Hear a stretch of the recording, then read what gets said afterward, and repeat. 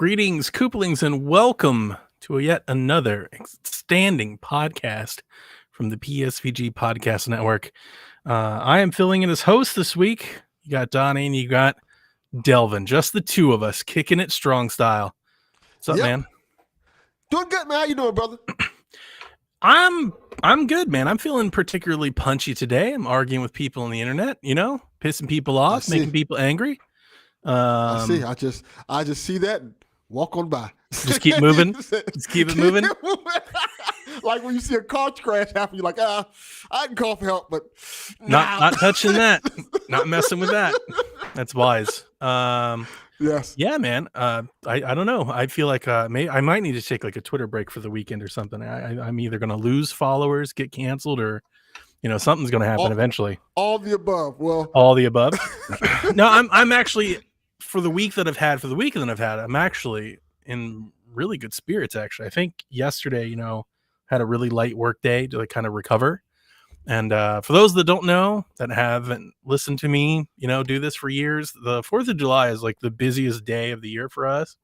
And it was super busy this year. And it made matters worse is like half of our team got COVID this week. So we didn't have them. So it was a little more stressful than normal. And then I came home and I shot fireworks off with the kids like I do every year. But we had an excellent weekend. The F1 race was spectacular. One of my favorite races that I've seen to date.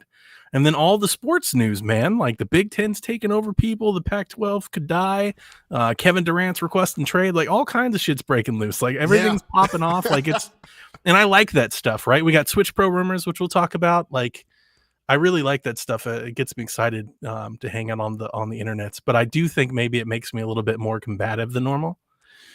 Well, that's the internet in general. Yeah. You can't have an opinion on the internet. If you have an opinion, someone has to immediately have the counter opinion. Yeah, I don't know why we're canceling fireworks, man. like it's just such I read up on that. I see where there's people hit me to the game on that. Well, maybe you can. So I would say you can enlighten me, but there's no enlightening. I honestly just don't care. I have dogs. And I have it's a little more than that. Well, I know that. We'll talk about that offline. A lot of people really hate the dog thing. I have dogs, and I have one particular dog who hates the noises. And we got him a little jacket, and we try to turn on the music and everything. But like sometimes dogs just gonna be anxious. Like I'm not gonna stop shooting fireworks, man. Like it's just, and I have. I'll never get. Never get mad at people for using fireworks. People want to use fireworks. That's their business. And if it was like a Thursday in September or something, like I understand. But on the 4th of July, get the fuck out of here. I'm not having any of that noise. I'm not listening to any of that. I'm just not. Some people are just set in their ways on some things, and that's one of mine. I love fireworks, man. It's fun. Blow shit up. So outside of that, it's been just a generally decent week. What about you, man? It's been an okay week. To answer Sean Capri's question, no, I did not wake up and see ass, unfortunately. I came across a video that I was going to send you, and I completely forgot and could never find it again. That is sad. I missed. I missed it. I missed the chance. But yeah, it's been a busy week for me.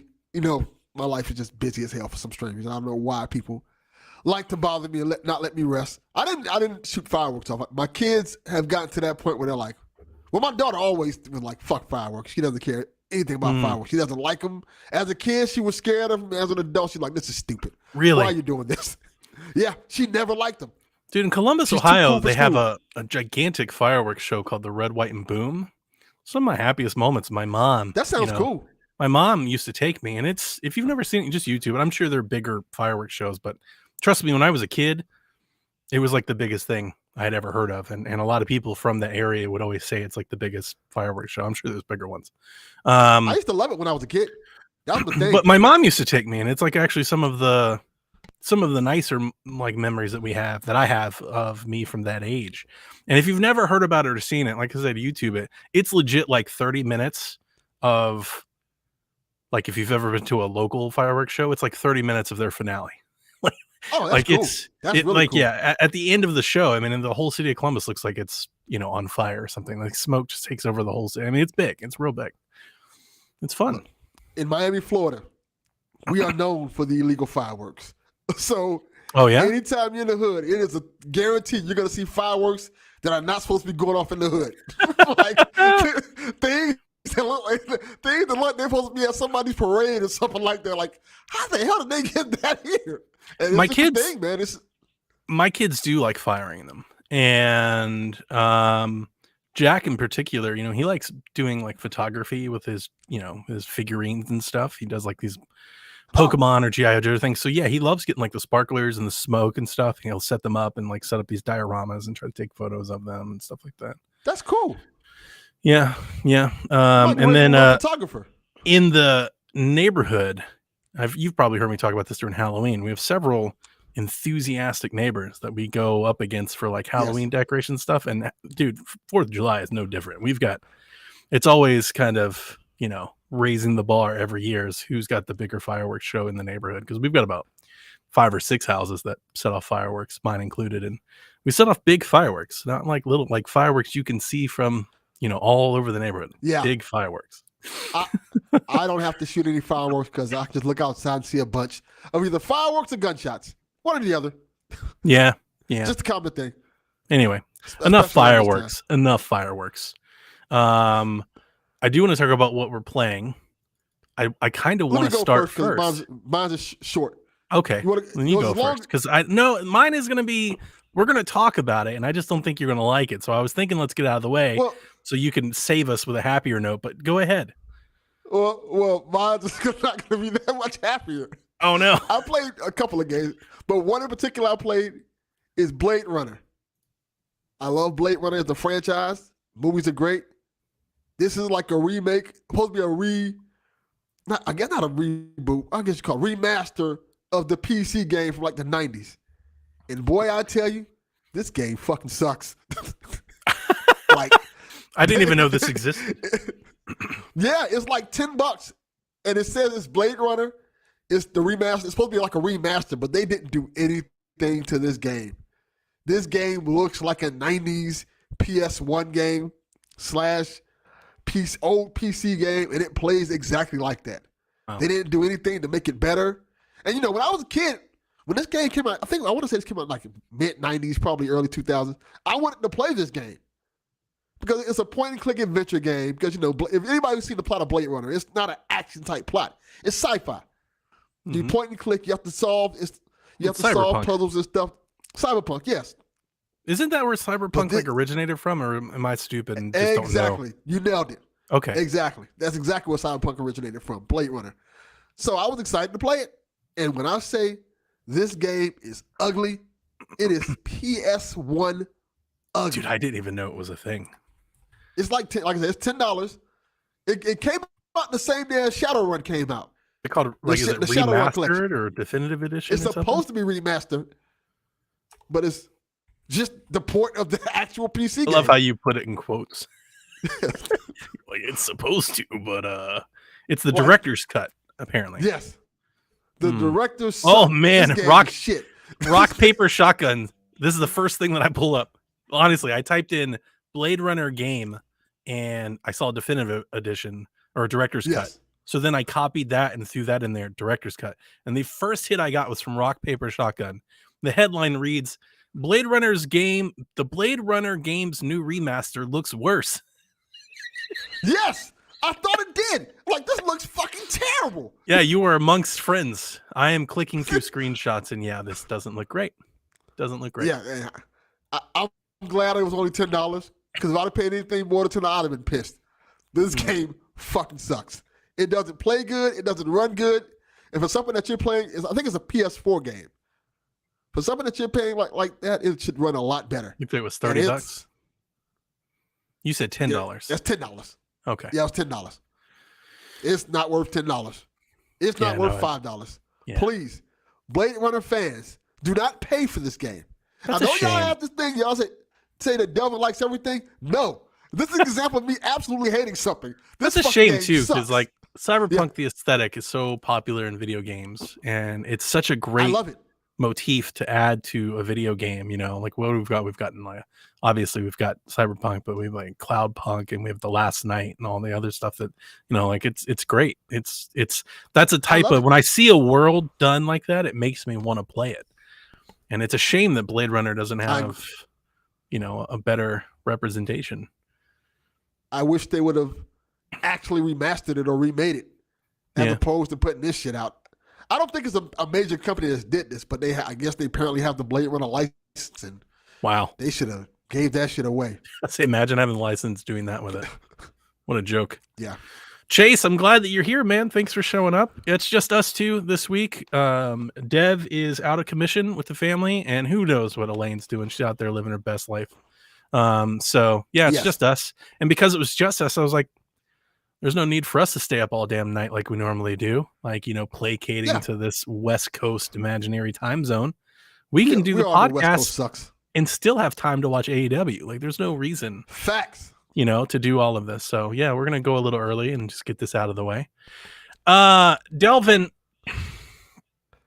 I didn't play a whole lot of games.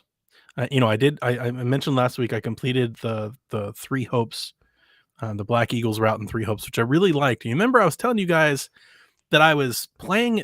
I was thinking I was going to try to rush through that, which I did. I do feel like I rushed through it, and I was going to rush through the quarry so I could get back to Horizon.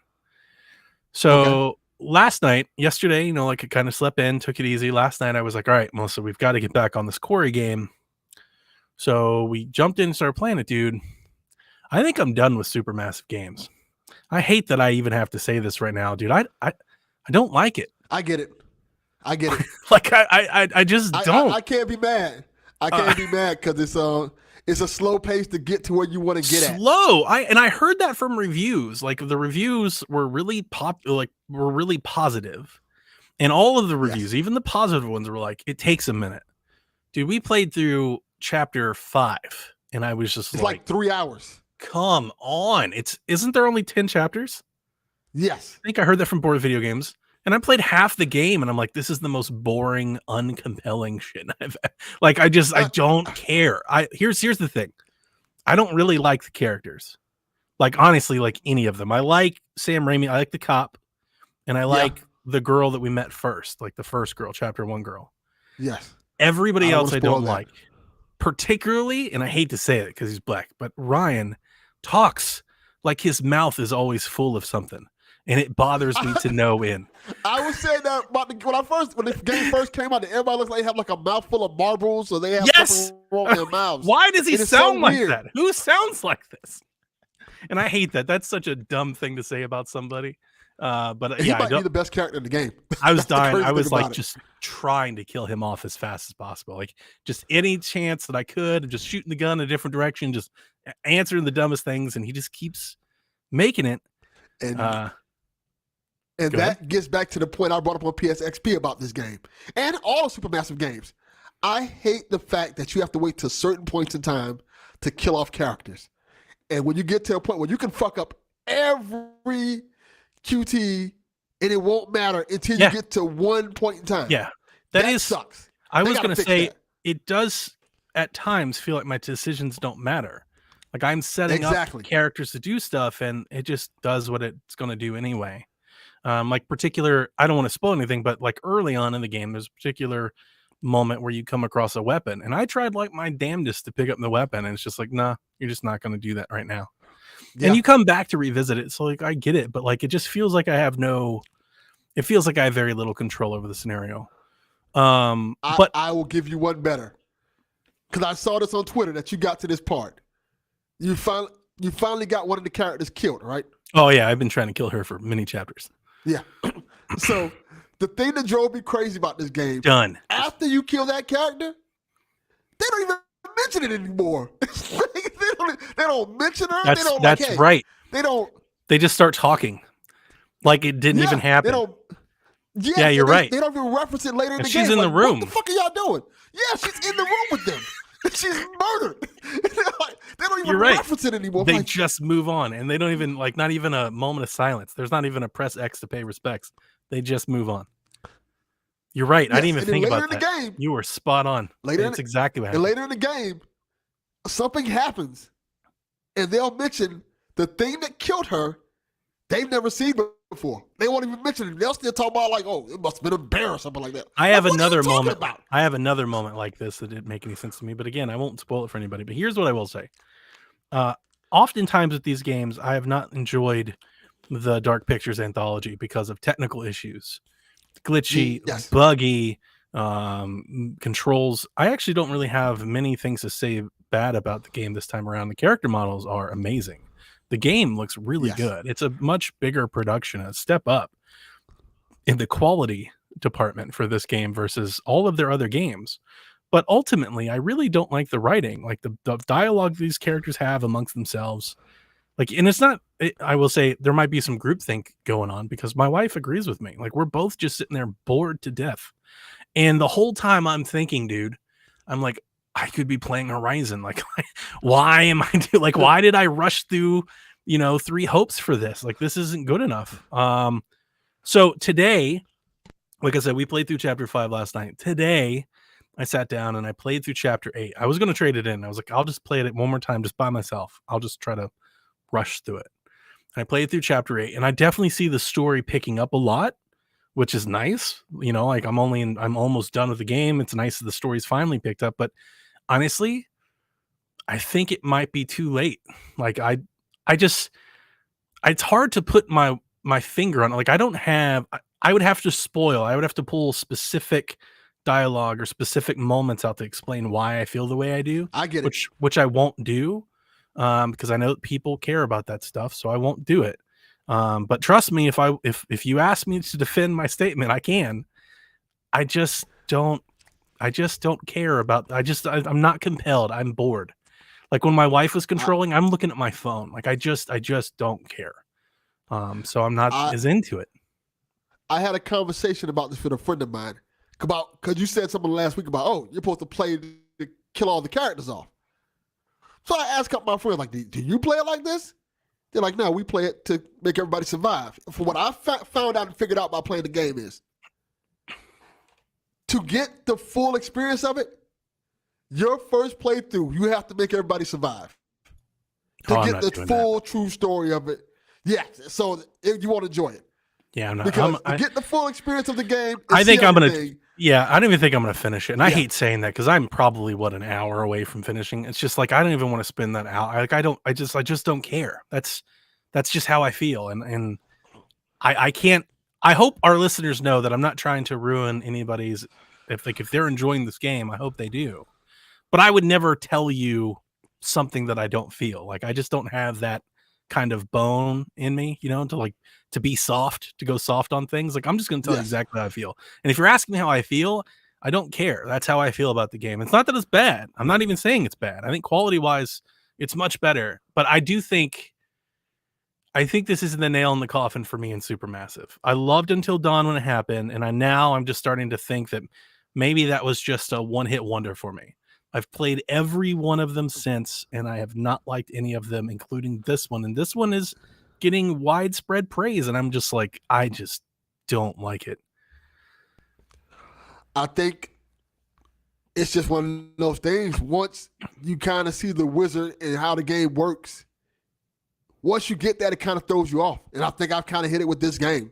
I felt like, not Man of Medan, the other one, the one that was after that. House of Ashes? No, that was the third one. It was one in the middle that I liked a lot. That was more of like about witches and stuff like that. I remember. That felt like it had more agency to it, an urgency where a character can just die once you get to that point. This doesn't feel like that. Yeah. This feels more like, well, you got to play up to X point of the game, and then you probably can get characters killed, but you have to really try to get them killed. Little Hope, that's the one. Yeah. And they got another one come out this fall, right? The Devil in Me? Yes. We think it's coming out this fall? I'm done. I'm not going to buy another one of these. I'm done. I think, like I said, I like them, but it's the thing. Everything you said is completely valid. I can't deny anything you said. Okay. I can't nah, that makes me feel a little better because I know a few folks in like our podcasting circle, at least folks on my Twitter timeline, they really like this game, and it. It's not that it makes me feel bad because I don't want to just be included with everybody else. It's just I never feel like I never like feeling like I'm ruining, like I'm raining on somebody's parade. I don't want to do that. Yeah, I understand that. Like I said, I can't knock what you said. I was Everything you said is so pretty accurate. excited. This one's definitely a disappointment for me. Like this is maybe Yeah, my biggest disappointment of the year so far. This is like my I, Mario Golf of 2022. I understand that. I can completely understand that. Like I said, and also like I said before about this game, I said it on PSXP. They got to change up the bad guys. They got to stop doing that. See, I think they just They got to keep add a having these lot more. They got to add some gameplay, man. They got to start too. making video games. Like this thing really plays like you could be sitting on your couch with your phone or a Roku remote and you're just playing through like a Netflix adventure. Which is One of their honestly games is like that. that's honestly I feel like maybe that's what they should be making instead of like trying to do this. It's like they're trying to have their cake and eat it too. Like they're trying to Yeah. make that, but they also want to sell it for $60 a piece. Yes. Hidden And this Agenda is exactly that game. It is pretty fun. You play it on your phone. You can play with other people. And it's like $20. It works. That game works because it's $20. Ain't it? Yeah. But I'm excited to Can't get knock back to Horizon. Like I'm jonesing to get back to Horizon now. Like now I'm like, finally, I can get back to Horizon and start playing a good game again. Yeah. I think you'll enjoy Horizon. I like Horizon a lot. I'm loving what I've played so far. Loving it. The side missions is where it's at. Play those side missions. So many stories in there are just so great that you don't want to miss. Nice. Okay. Well, anything else before we get into the news? Not really. Let me ask you a question. Okay. This is a short question. Have you ever seen the show The Boys? I watched a little bit of the first season because, like Jason and Kevin and Dev, like they all really, really like that show. And I watched, I think the full first season I watched and just never went back to it. I don't have any strong opinions on it really either way. I'm almost at the end of this. I just started watching it now because I did the exact same thing you did. I watched most of the first season and stopped. Like, I don't have to watch the rest of this. And I got to I'm now at the second season. Show's great. I'm surprised how good it is. I didn't like it at first. I'm like, this is okay. But now that I watch it, like I've got to the almost end of season, like this is a fantastic show. Now you're all in that show. Yeah, I'm all in. Dude, I just not that into. I don't know. To be quite honest with you, man, I'm not really that into much entertainment these days. I haven't been for a while. It's really, and I say this, and I mean lightly, but like if I'm not playing a video game, like I really don't want to do it. There have been multiple days in the last couple of weeks. I'm sitting on the couch, and my wife's like, "Do you want to watch something?" I'm like, "No, I really don't." Like, there's not a movie that I want to watch. It's not a show that I want to watch. Like, I don't even know if I want to watch YouTube or like I'm just I'm good. I've been the exact opposite. I'm like, I don't want to play no video games right now. I don't want to use my brain at this moment in time. I just want to watch a TV show that I can turn my brains off and not think about it. Like, when you get in video games, you get invested. Yeah. You have to try to figure things out. And that's how I am. It's like right now. with I started with Horizon and with Fire Emblem. Like right now, that's all I want to do is get back to doing that. Every hour spent doing something else, I feel like is an hour I could be spending doing that instead. And I just don't really, and like I've never been that into shows to begin with. I know that's like the super popular thing amongst people our age now is everybody's got these, 8 seasons of TV shows that they're all invested in over the water cooler. That's really never been my thing. I don't think I've ever really been into one. I'd rather probably be more into a video game than a show, but it's just not clicking for me right now. It's like, ugh. Rather watch a show. That's totally valid. That works, man. That works. I'm glad. I'm glad it's doing it for you. So and here's the thing with shows, man. Like lately I find like if it's not a horror movie, and even then, like there are horror movies I can watch, and I just haven't. Like I still haven't watched Old, and it's been on HBO for like months, and I still haven't just sat down. Oh yeah, that is on HBO. I haven't clicked play. I think when it gets to the summertime, like I just kind of push off horror movies until like 'tis the season, I'm like, I don't need to watch this now. I can watch this a little later. But like, if it's like, I kind of just want to watch like something really, I don't know, like riveting, like compelling, like a documentary, something that's like crazy and over the top. something like this, like unbelievable. Like I really get invested into those things, and I could use one of those right now. Something that's That just is a like good idea. off the wall, and there's just nothing. I haven't found anything like that. So like in absence of that, I'm just not really in the mood for anything else right now. You kind of make me want to watch a documentary right now. A good one. I love a good Hasn't been any- documentary. There's a lot of bad ones, Hasn't but been any man, really do good I ones lately. love a good one. When they're one that hits, man, I get really invested. I blame my wife for that. She's gotten me into those stupid crime docs and serial Yeah. series and things like that. Blame Tiger King. Yeah, that I definitely been watching a lot of Tiger King. There's that horror That'll movie be that I'm jam. dying to watch, but honestly, like half my team has COVID. So many people, I'm like, I'm not going to the movies at all. I'll wait for that thing to come. Which horror movie you talking about? The Black Phone. Oh yeah, that's the one you told me. I've been about. wanting to watch that movie for, I feel like 2 years. I want to say 3, but it's I always overestimate, so it's probably more like 2. Is it on HBO? Not HBO on demand, but AMC on demand yet? I don't know. I've never used AMC on demand. I know that it's theaters only. So I'm just Yes. waiting for Okay. I'm waiting to come across the tweet or the blog post that's like, you can finally watch The Black Phone. Because that's the only thing that, like, if it happened right now, I would drop to watch. I would drop to watch that. But outside of that, because I know sometimes AMC does this thing where they take things that are still in the theaters and like, hey, you can pay for it like $30 to rent it on AMC on demand. F that noise. No, I'm not doing that either. $30, that's way too much. I forgot. I think it's like I did it with one of those movies. It might have been Spiral or something like that. I'm like, I'm not going to the theater. How did that work out for you? $20. It's not good. Yeah, but it's funny. It's not. I never watched it. I never watched it because of the reviews. I stayed away because the reviews are so bad. It's seeing Chris Rock in a horror movie is fascinating and funny. Like I can spoil this part. In the beginning, he plays I don't think anybody's going to care if you spoil it. I don't think anybody's going to watch it. Nobody cares. The movie's terrible. Don't watch it. People only care about spoilers when it's popular. Yes. In the beginning scene, he's pretending he's a junkie. And when he pretends he's a junkie, I immediately flash back to New Jack City. Oh, so yeah. I was crying, laughing. I'm like, you cannot make me watch this movie. Even though to reinforce just kind of how I'm feeling, like Stranger Things just came out, and that's like all the rage, and everybody's watching that. I haven't watched any bit of that, and I watched every season. I think last season kind of did it for me. Like I kind of had my fill after last season, and now it's not even like a season now. It's like 8 movies you can watch, and it's like and I'm like, that's too goddamn long. Yeah, so I don't even try. My daughter's like, you're not gonna watch it. I'm like, I just don't. All the kids like they 30 now. Yeah, I think I've moved on. Yeah, I don't blame you. It was I watched it, but it was a trek to get through. Was it?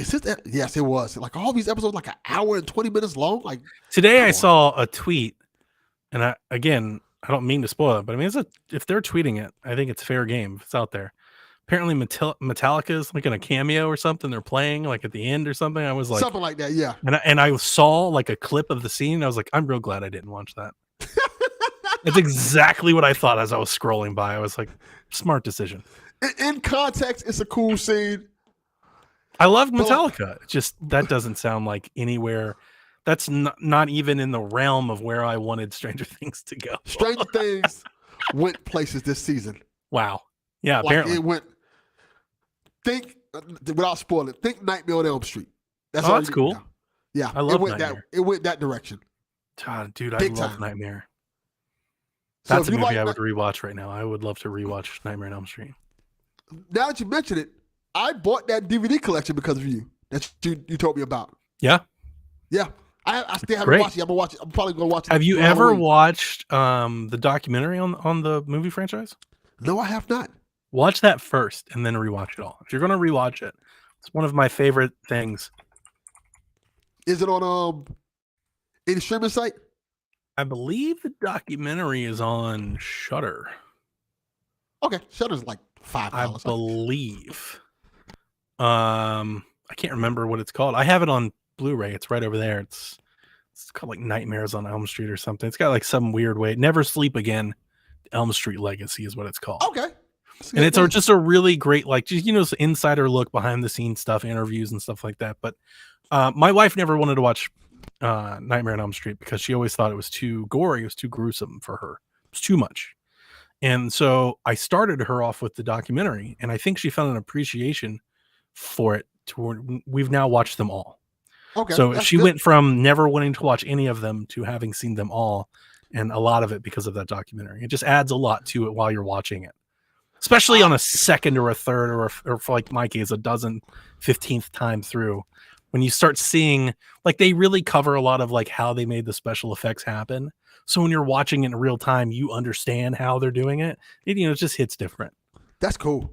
Yeah. I love the Dream Warriors one. That's it's my favorite. That's the best one. Dream Warriors is the best. So good. I love Dream Warriors, and I love Dream Warriors. I love the first one, and I oddly really like New Nightmare. I always bring that up to people, especially people our age that love Scream. A lot of the Scream fans, I want to say, don't realize, or maybe they just never watched it, but New Nightmare was like the original Scream. It was definitely like Wes kind of like getting into that Scream, you know, yeah, like he was definitely going in that direction. He didn't go that far. He didn't go that crazy with it as Scream did, but you definitely can see, like, he's definitely laying the groundwork for what became Scream. And you can just tell it's like very, you know, it just breaks the fourth wall. It's very like self-aware.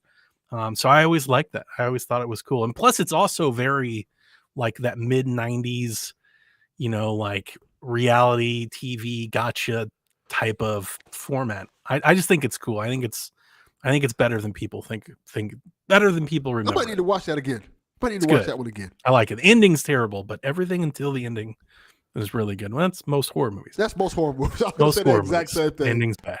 Yeah. Okay. Anything else? No, that's it. We got a lot of news stories. We have a lot of news. It's very fun. So let's get into it. You know what time it is?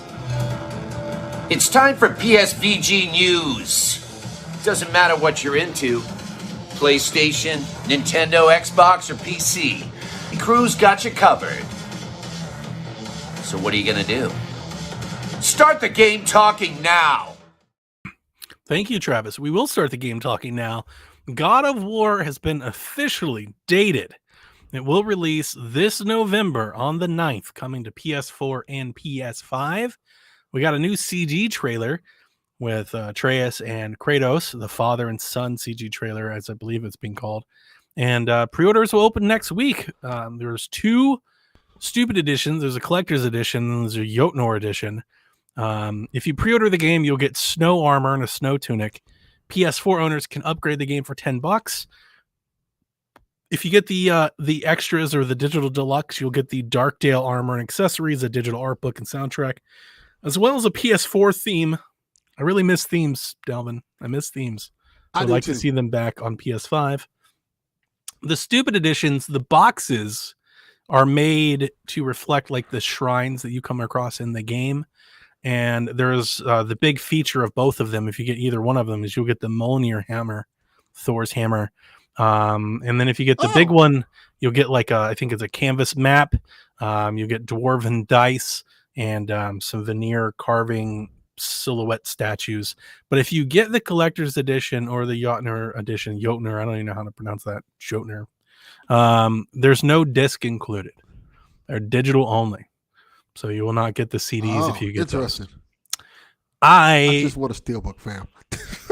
That's nice. Yeah, I would be way more interested in faceplates than the collector's editions. This happened to me with the Horizon Forbidden West one because I was really interested in getting the Horizon Forbidden West collector's edition until they unveiled it. I don't think I want collector's editions that are like symbolic. Like I want statues. I want statues of characters. Or something like really familiar. Like I don't want a hammer. And I get it's Thor's hammer, and I'm sure there's a lot of Marvel nerds out there that want a Thor's hammer. Like I get it. But like with the Horizon Forbidden West one was like a mammoth, right? I was like, I don't want a mammoth. I want Aloy. I don't want what Aloy's fighting. I can go in GameStop right now and buy Thor's hammer for $69.99. Really? I don't need them to give me Thor's hammer. Yeah. wow. The MCU one. Yeah. So I I expected different, honestly. I was expecting you to be on the opposite of me on this opinion. No, But yeah. I'm with you. I want something from the game. Give me a statue of Kratos and Atreus. I think I might have one in my house. I have the one from the original, and it's awesome. He's got his axes out and stuff, and Atreus coming over his shoulder. Like, it's a great statue. It's one of my favorites. Yeah, I want that. Same. I don't want your, hey, here's this random thing from the game. I don't give a shit about this. Like, good, Sean. Hopefully Kratos doesn't get struck with an ancient Greek golf club. There's some drama out there on the internet about Sean's podcast with Bad Bit and stuff. People big mad. That'll be the next Gridlock episode. God of War versus God of War 2. I'm very excited for God of War. I'm definitely getting it. I am. Definitely getting it. But I think for me, the plan will just be I'll just send Haley some money and just play the game. Like, I don't need any of this extra stuff. Smart move. Stupid Edition's not doing it for me. And I love buying a good Stupid Edition, but these aren't compelling to me. Like I said, hopefully Best Buy have a steelbook. Because that's what now, I want a steelbook. If they want to do some God of War faceplates, we can That'd talk. be cool. Do you see the picture I posted? There was like a God of War PS5. It's like silver and red. I was like, yeah, do that. That looks cool. I would buy that. That'd be great. That'd be good. So like give us stuff we want. Garrett says, do I need to play the first in order to play the second? Yeah, you do. Yes, actually. you should. It's actually one of the best endings in a video game, in my opinion, that I've played in recent memory. Last 10 years. And I think it's part of the PlayStation collection, so you don't have to buy it. Yeah. Are you going to replay? Are you going to try to replay the first one before the second one? That is a good idea. I might actually just do that. I don't think I'm going to. I think I might boot it up just to like get my bearings on the controls and stuff. I might play a couple chapters, but I don't think I'm going to replay the whole thing. I haven't played it since they did the PS5 upgrades to it. Yeah. So I might just do it. Sure. Just to see that alone. I've got it on PC. I can boot it up and do all the ray tracing. Sean says they're not mad. They're just being sarcastic. So definitely. All's well that ends well, I guess. The story I remember very vividly and fondly. So I don't feel like, oh, I need to replay it to get. No, I know exactly what happened in God of War. And I'm excited to see what happens in the second. Story was fantastic. Yeah. Yeah. Fantastic. It was really, really good. Yeah. PlayStation's best game last gen. My opinion. I agree. Might be the best game of last gen, actually, overall. It's really good. Yeah. I love God of War. It's so good. Yeah. The axe works perfectly. Mm-hmm. Mm-hmm. Okay. Next on the docket, we've got Ubisoft announced their next Ubisoft Forward presentation. That'll happen on Saturday, September 10th. The event will detail multiple games from Ubisoft. It will not, or I don't know if it won't include, but it's not to be confused with a Skull and Bones showcase that is coming out tomorrow night at 8 p.m. our time. So if you're excited for Skull and Bones, I'm not. I have zero excitement for Skull and Bones. I can give a fuck less about Skull and Bones. Yeah, they could put it on Game Pass day one, and I probably wouldn't even try it. So that's where I am with that. It's just no needle moving for me at all. And then Ubisoft did mention Beyond Good and Evil 2 during their annual meeting on the phone. They just mentioned that it's still a thing. They acknowledge that it's existed. It's still in development, Delvin. Are we in the buy sell section of the episode? We are not. Because this is cap. I don't believe a goddamn thing they're saying. I honestly thought that maybe it would just go quiet for a few years and just be forgotten. They just never, just Nintendo it. They just never talk about it again. And it's like, oh, that was a thing. Yeah, that's what I thought they were going to do. But they'll keep trying to tell us it's real. We're doing it. Shut up. Yeah. Stop lying. Yeah, we'll see.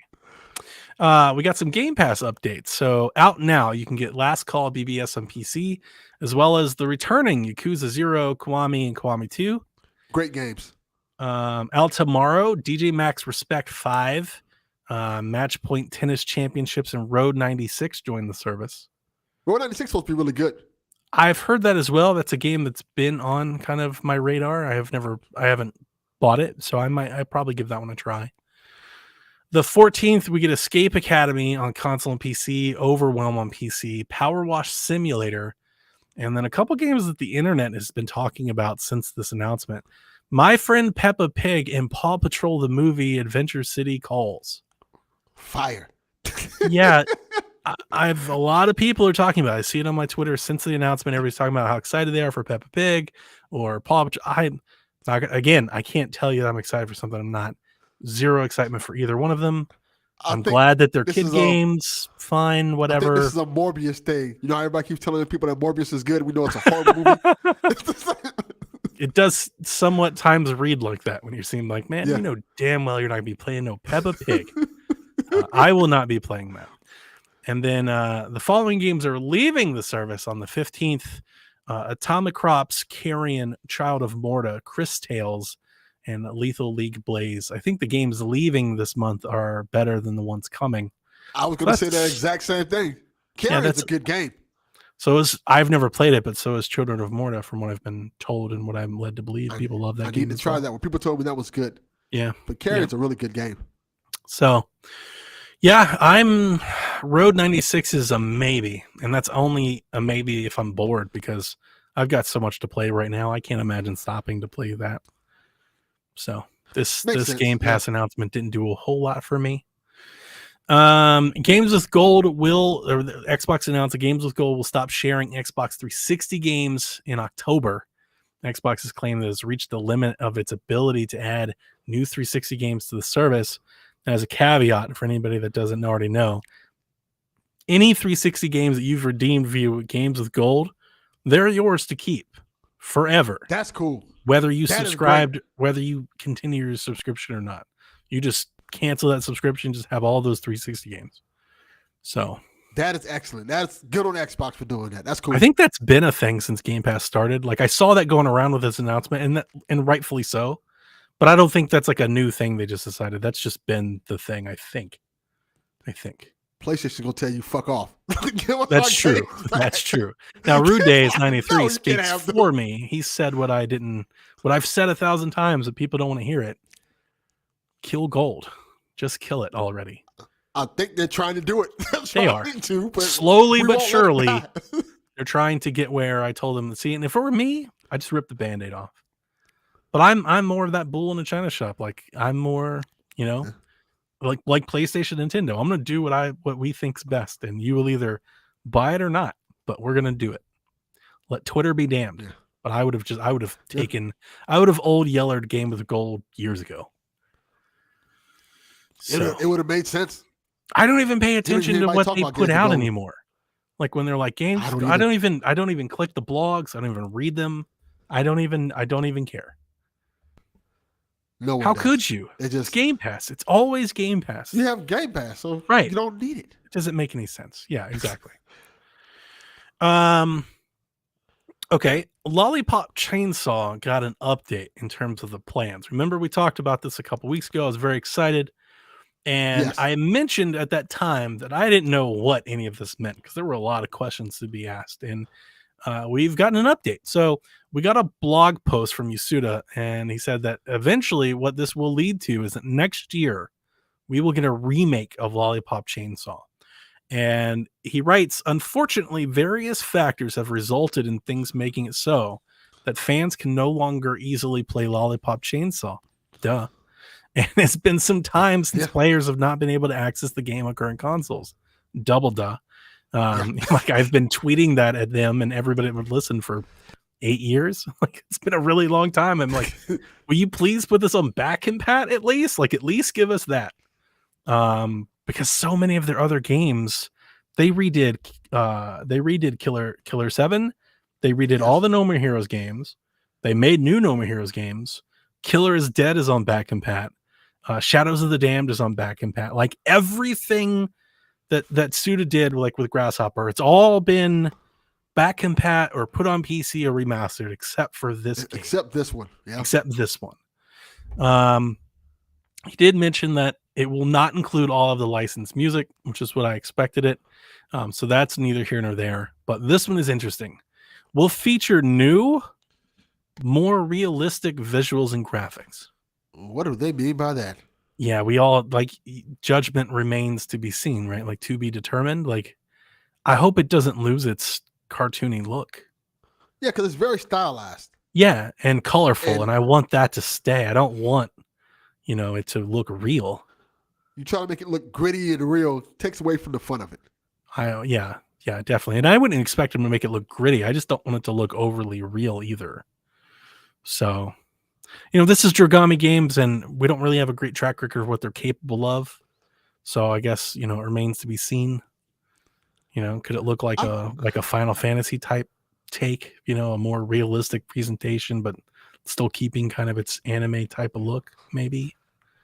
I feel like this is a game that could have just dealt with a remaster. Remaster been good for this. Just an up-res, yeah. Yeah, just up-res. Yeah, I'm with you. I'd have been fine with that, yeah. It's a great game. Yeah, and my biggest thing is I just wanted to play fluidly. Just play, because the camera controls, before my 360 crapped the bed, the camera controls on it are just jerky. Like, it just kind of clunky around, moving the cameras and attacking. Like, definitely smooth all that out and then make it more fluid to play. That's really all I hope for. Both Suda51 and James Gunn have publicly acknowledged that they are not involved in this project in any way. They weren't asked about it before it was announced. They have nothing to say on it. They're not condemning it. They're just speaking out like, hey, you're asking and we're answering. We have nothing to do with this at all. And that is a bit like, I get it. Dragami Games bought the IP. They own the IP. It's theirs to do with, but shoot a guy an email so he can do a tweet of support or something. Like, just get Suda behind it, right? I would think so. Yeah. Give him a grand to be like, hey, can you just tweet this? Tweet that you're, excited for the project. Yeah, or at least say something to James Gunn. He's one of the biggest directors in Hollywood. Like, hey. Are you worried at all that it could just be bad? Like, could this be like Blade Runner, 13? Like a lot of these remasters that have come out that are just not good at all. Like, oh no. I'm not worried. Well, let me rephrase that. Because I can't be worried. I was going to say, what's the worst they could do? But yeah, they can butcher it. They can butcher it. They can fuck it up. Butcher the hell out of it. What do you mean what's the worst they can do? You can make it way worse. Did you see what Grand Theft Auto did to their classic games? That's exactly what I thought about. And Rockstar is good at making video games. They are good at this. We don't know anything about this team. I wish them all the best. I want nothing else. I want a big, dumb, stupid edition. Like, I want to buy all of it and I want it to be amazing, but I have slightly concerned. Let me ask you a question. It would have been nice you get away when he spoke about changing the visuals. It would have been nice to give us an example.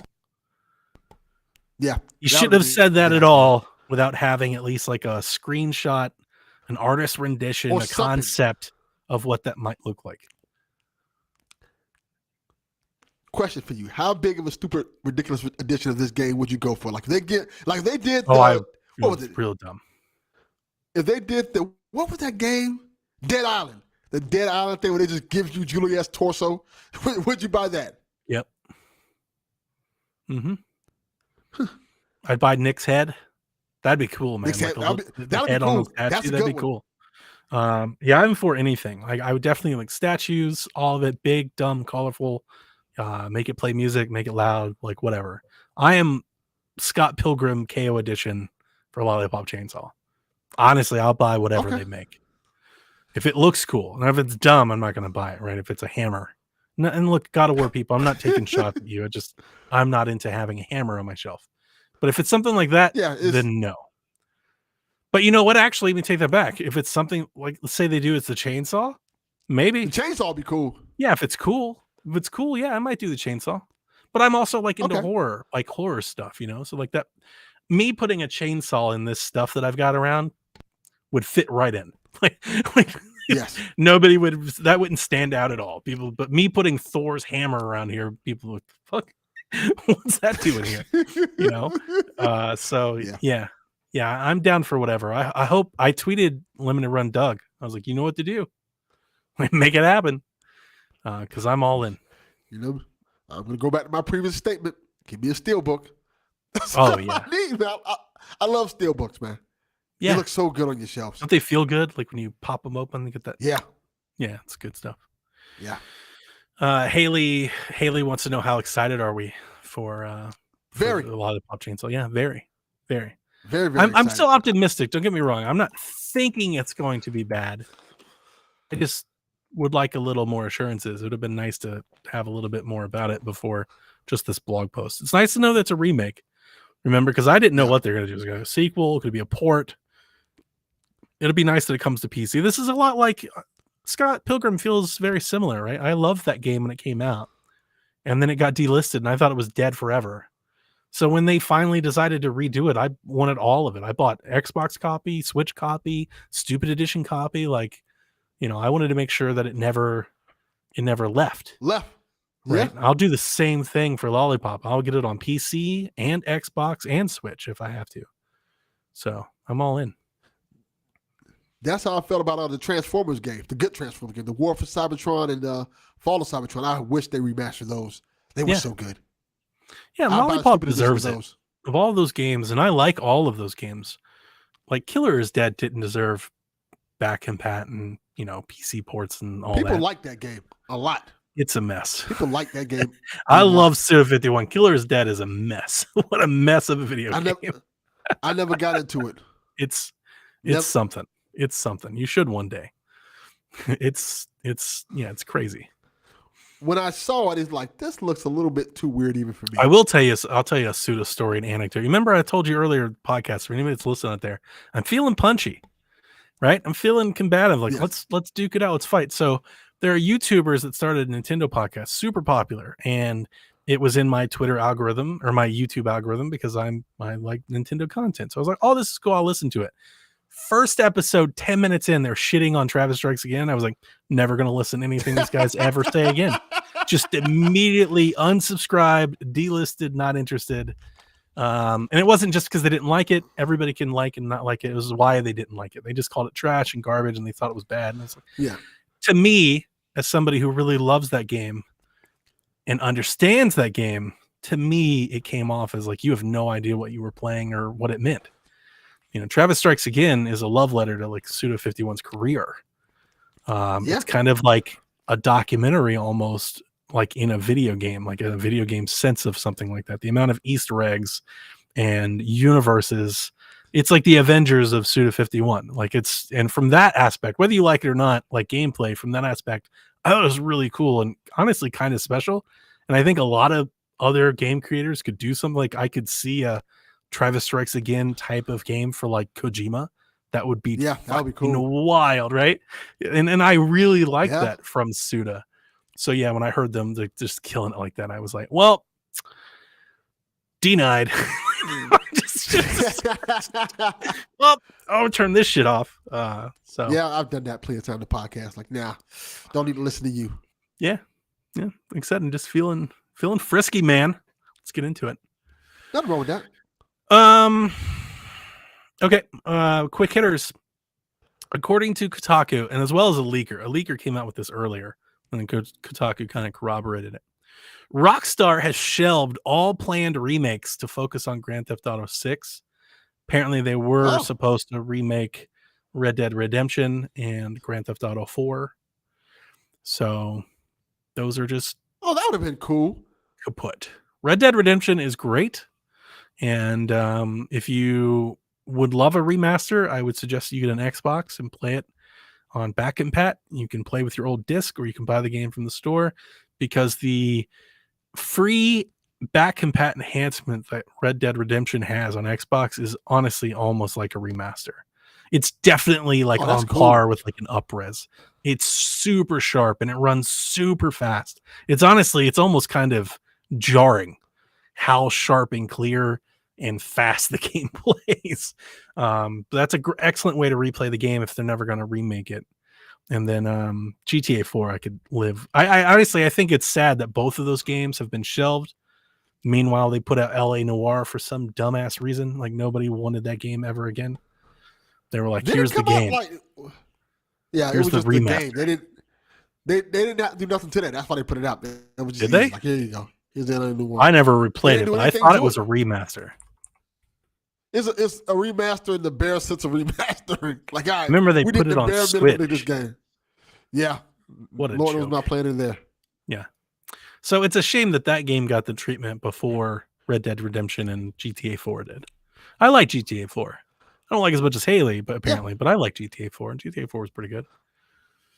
I was hoping it was do Max Payne 3. Max Payne would have been much better, Yeah. But we are getting Max Payne remasters, not 3, but we're getting those next year. That's gonna be cool. That'll I be like fun. Max Payne games a lot. They are super fun. Me too. Dark.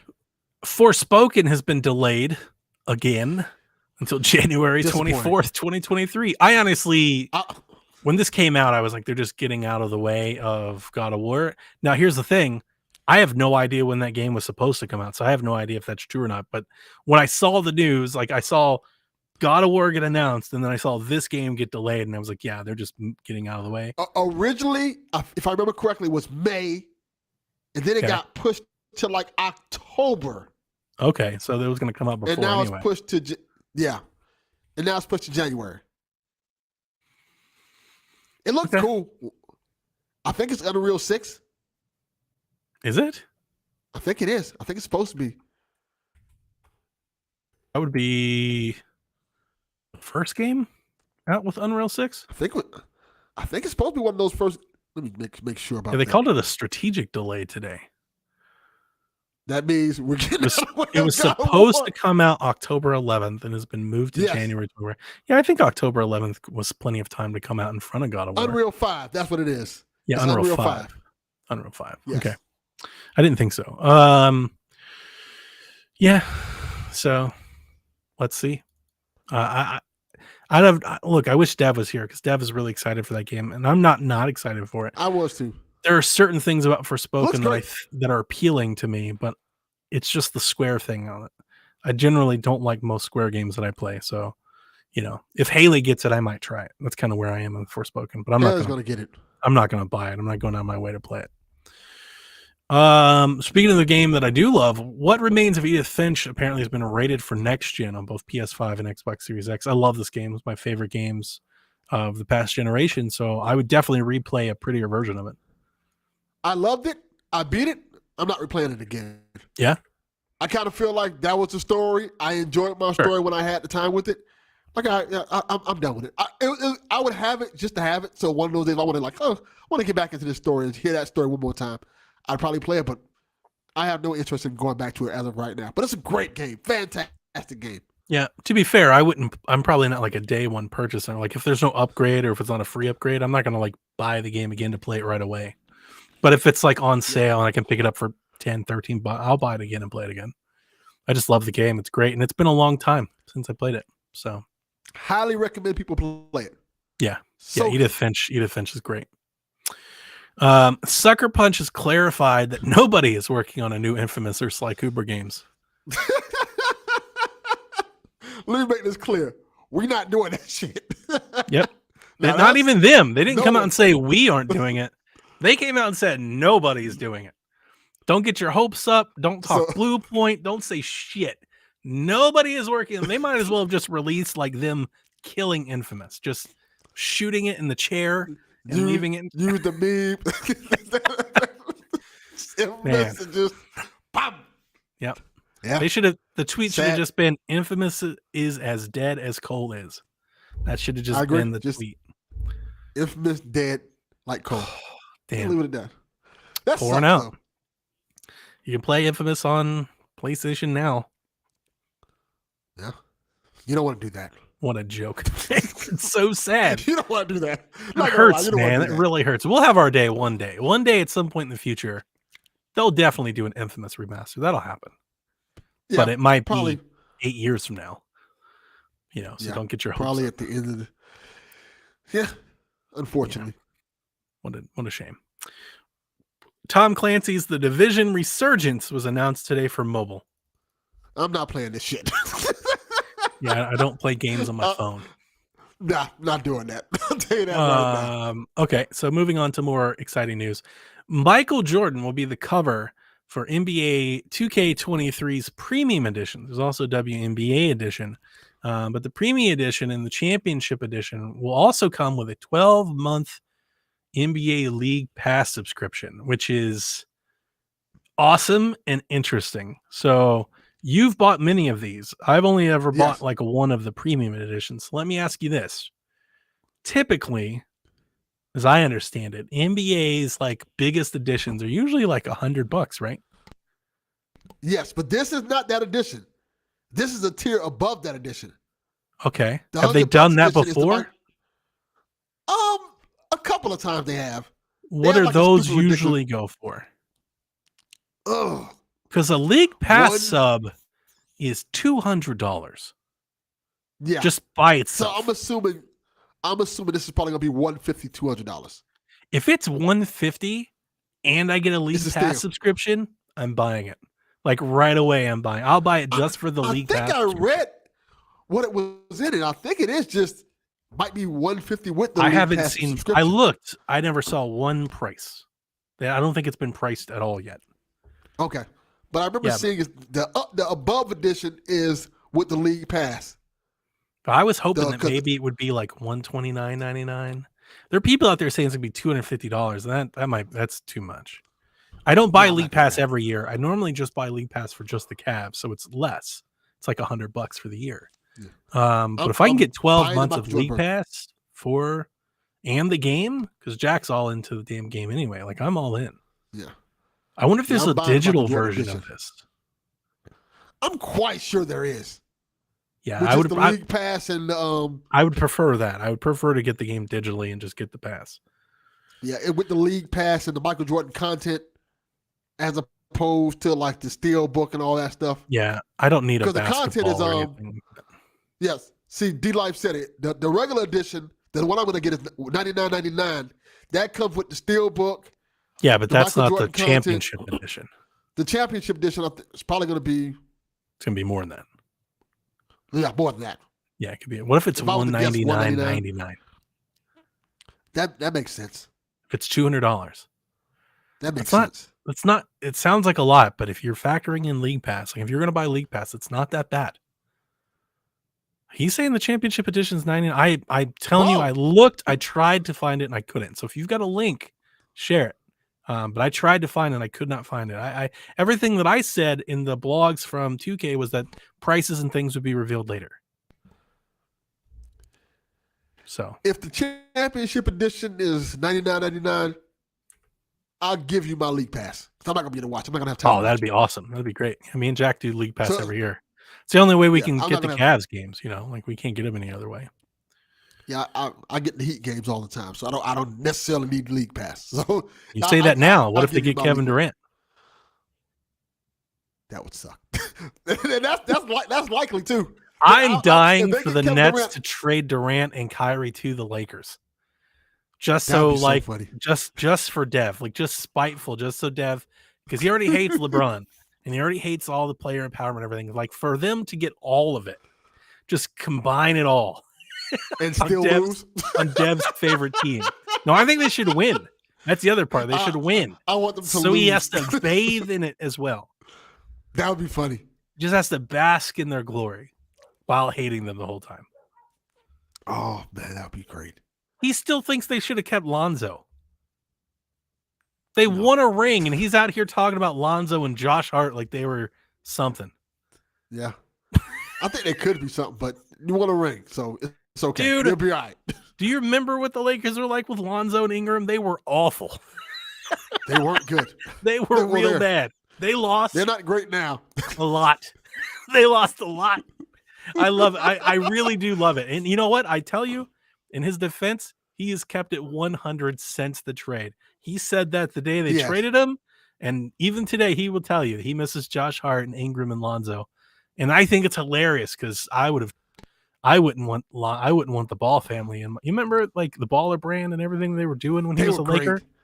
Oh, I Those wouldn't want any part of $500 it. shoes. Oh my god.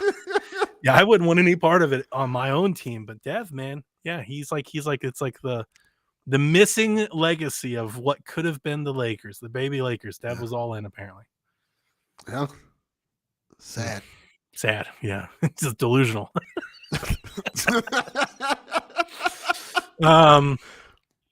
Okay, this is a fun financial bit before we get into some more fun stuff.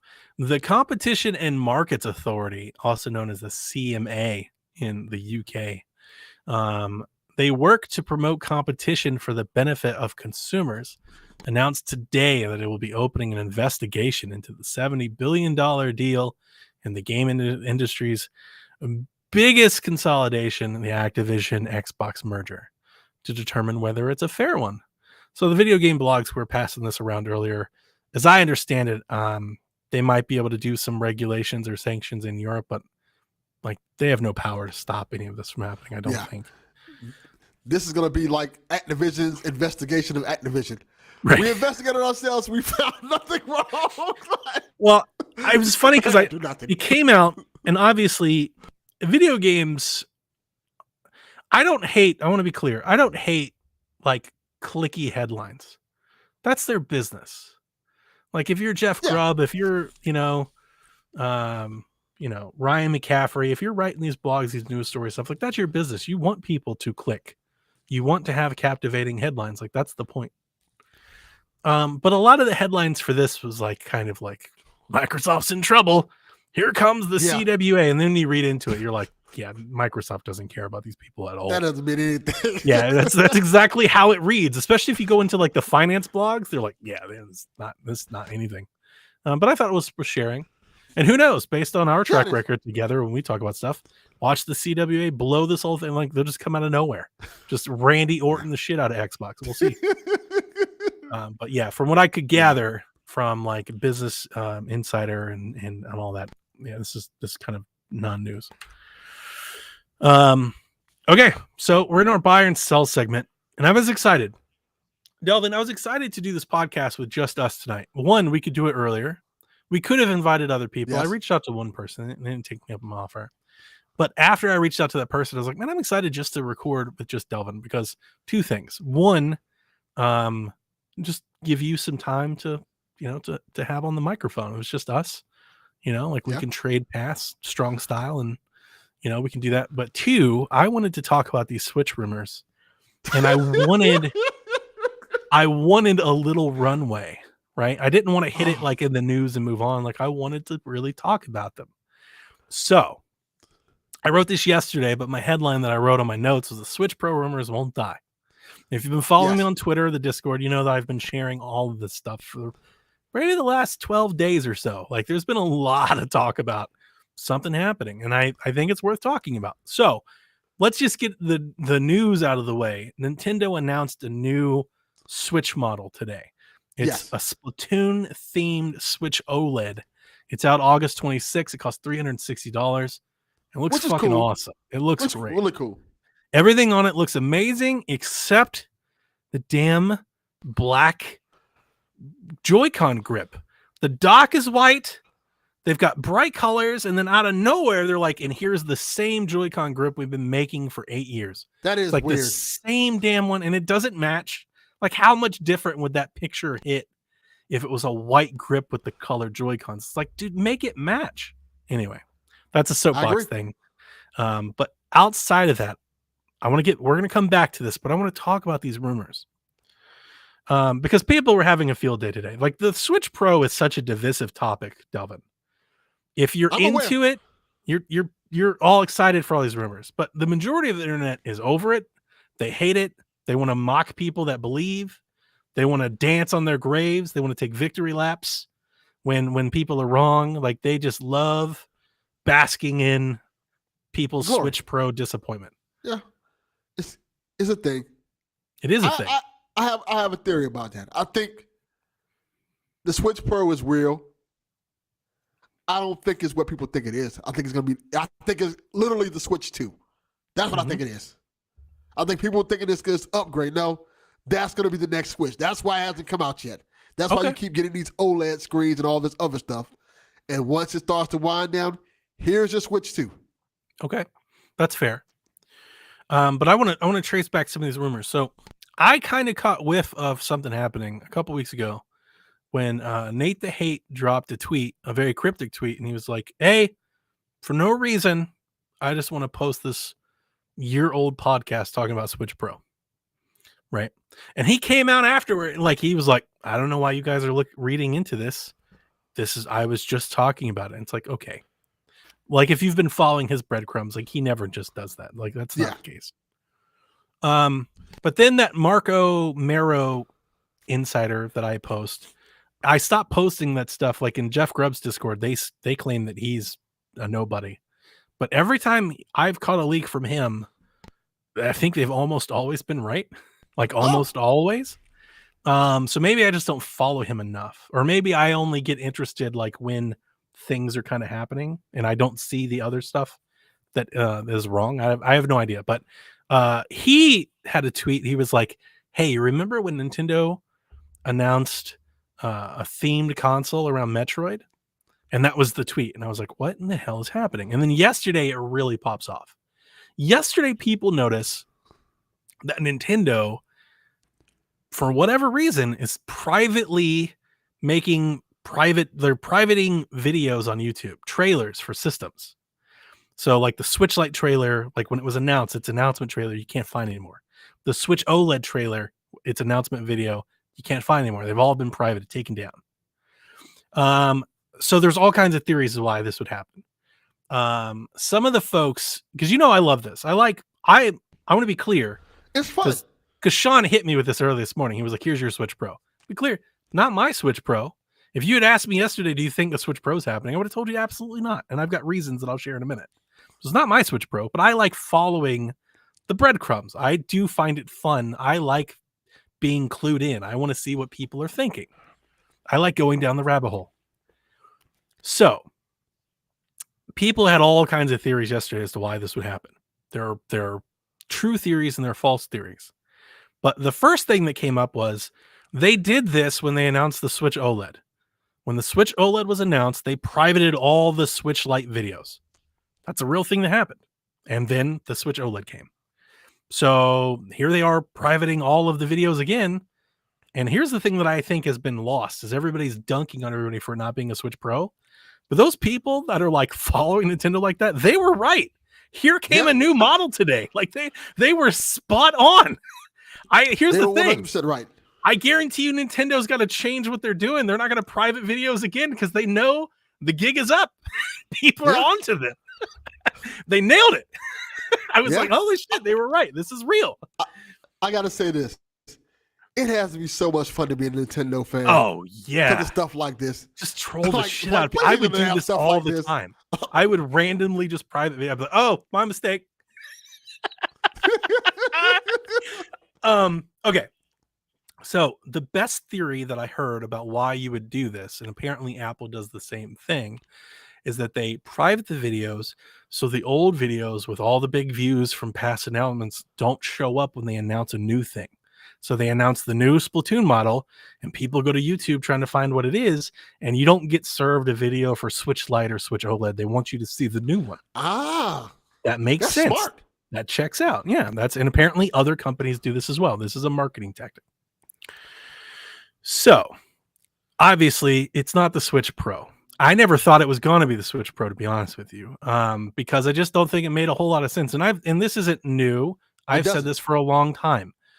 Once the Switch OLED came out, I was like, we're not getting a Switch Pro or a Switch 2 or whatever you want to call it, whatever it is, until next year. It'll be next year. So I'm gonna bring that up in a minute because I'm gonna talk about the new rumor that we have. But I never thought that they would announce it like in July. Here's the Switch Pro. Like it would destroy the Switch OLED. It would literally just crater its sales. Imagine having just bought the OLED and they're like, here's a better one. Like they wouldn't do that. That would suck. Yeah, they wouldn't do that. That doesn't make any sense. I don't think so either. So I say all of that to bring you up to speed. Here's the latest in Switch Pro rumor land. There is a factory worker on a Chinese forum who apparently leaked the Switch Lite ahead of time, like with photos. So he's got credibility.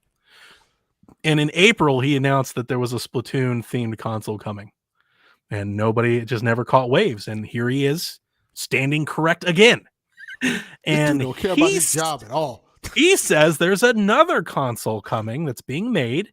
He didn't have any pictures, but all he said was, and a lot of this is being translated. So, and it's being translated and I'm paraphrasing. So grain of salt, people.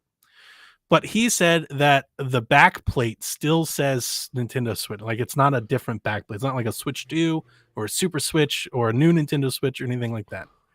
And he says that he thinks that model will come out in September. Now that was him speculating. He doesn't know it's coming out in September. He just thinks it's coming out in September.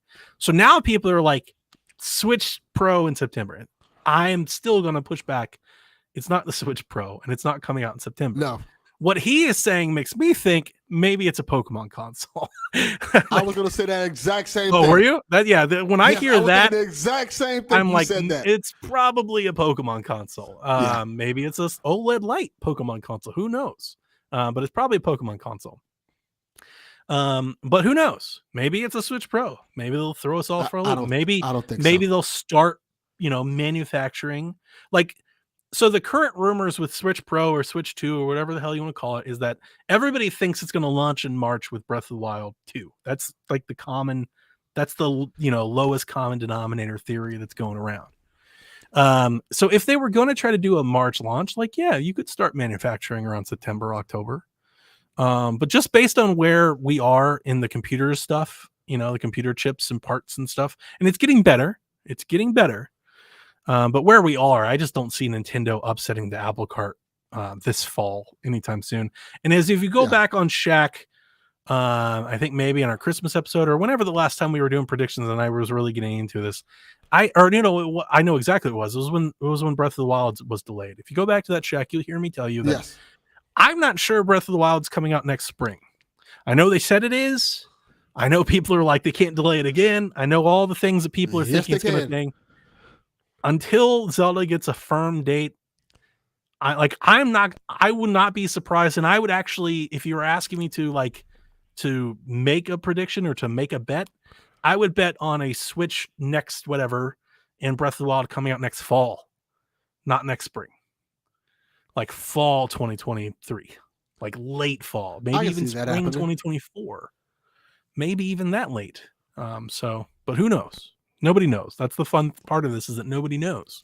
But apparently there's another model. There's another model on the works, and that's coming from a credible source. And who knows what it'll be.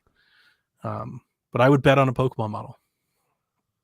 Yeah, Pokemon sounds logical. If Breath of the Wild is really coming out in spring, it could be a Breath of the Wild. Could be a Breath of the Wild model. Yeah, 100%. If it is coming out soon. If it's, yes. And that's the thing, right? The Switch is in such a weird spot because you're saying it's going to be Switch 2 new generation. I wouldn't put it past them releasing the Switch 2 like a generational leap and still just calling it a Switch. I'm not out. Yeah, that makes sense. I still don't I haven't ruled out them doing the iPhone thing where it's just a better Switch, but it's still the Switch. Here's another Switch.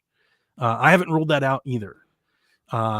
It's hard to make games that scale that way for so long, but we've seen Nintendo, with the new Nintendo stuff, we've seen them do exclusive games for hardware. We see exclusive games that run on certain iPads and iPhones and not older ones, but there's still stuff that run on both. So I think, it's a messy place, but I think it's definitely doable. I like your idea of just it being the Switch 2. I just don't know if I'm ready to go that far with it yet. I definitely think there's plenty of room left on this bone. If they just give it a boost, there's a lot of meat left on this bone for them to keep riding this Switch wave. I wouldn't be. I think they want to ride the OLED out first.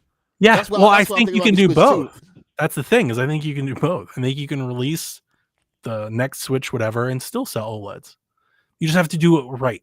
Like you have to make sure that you showcase the difference between the two of them.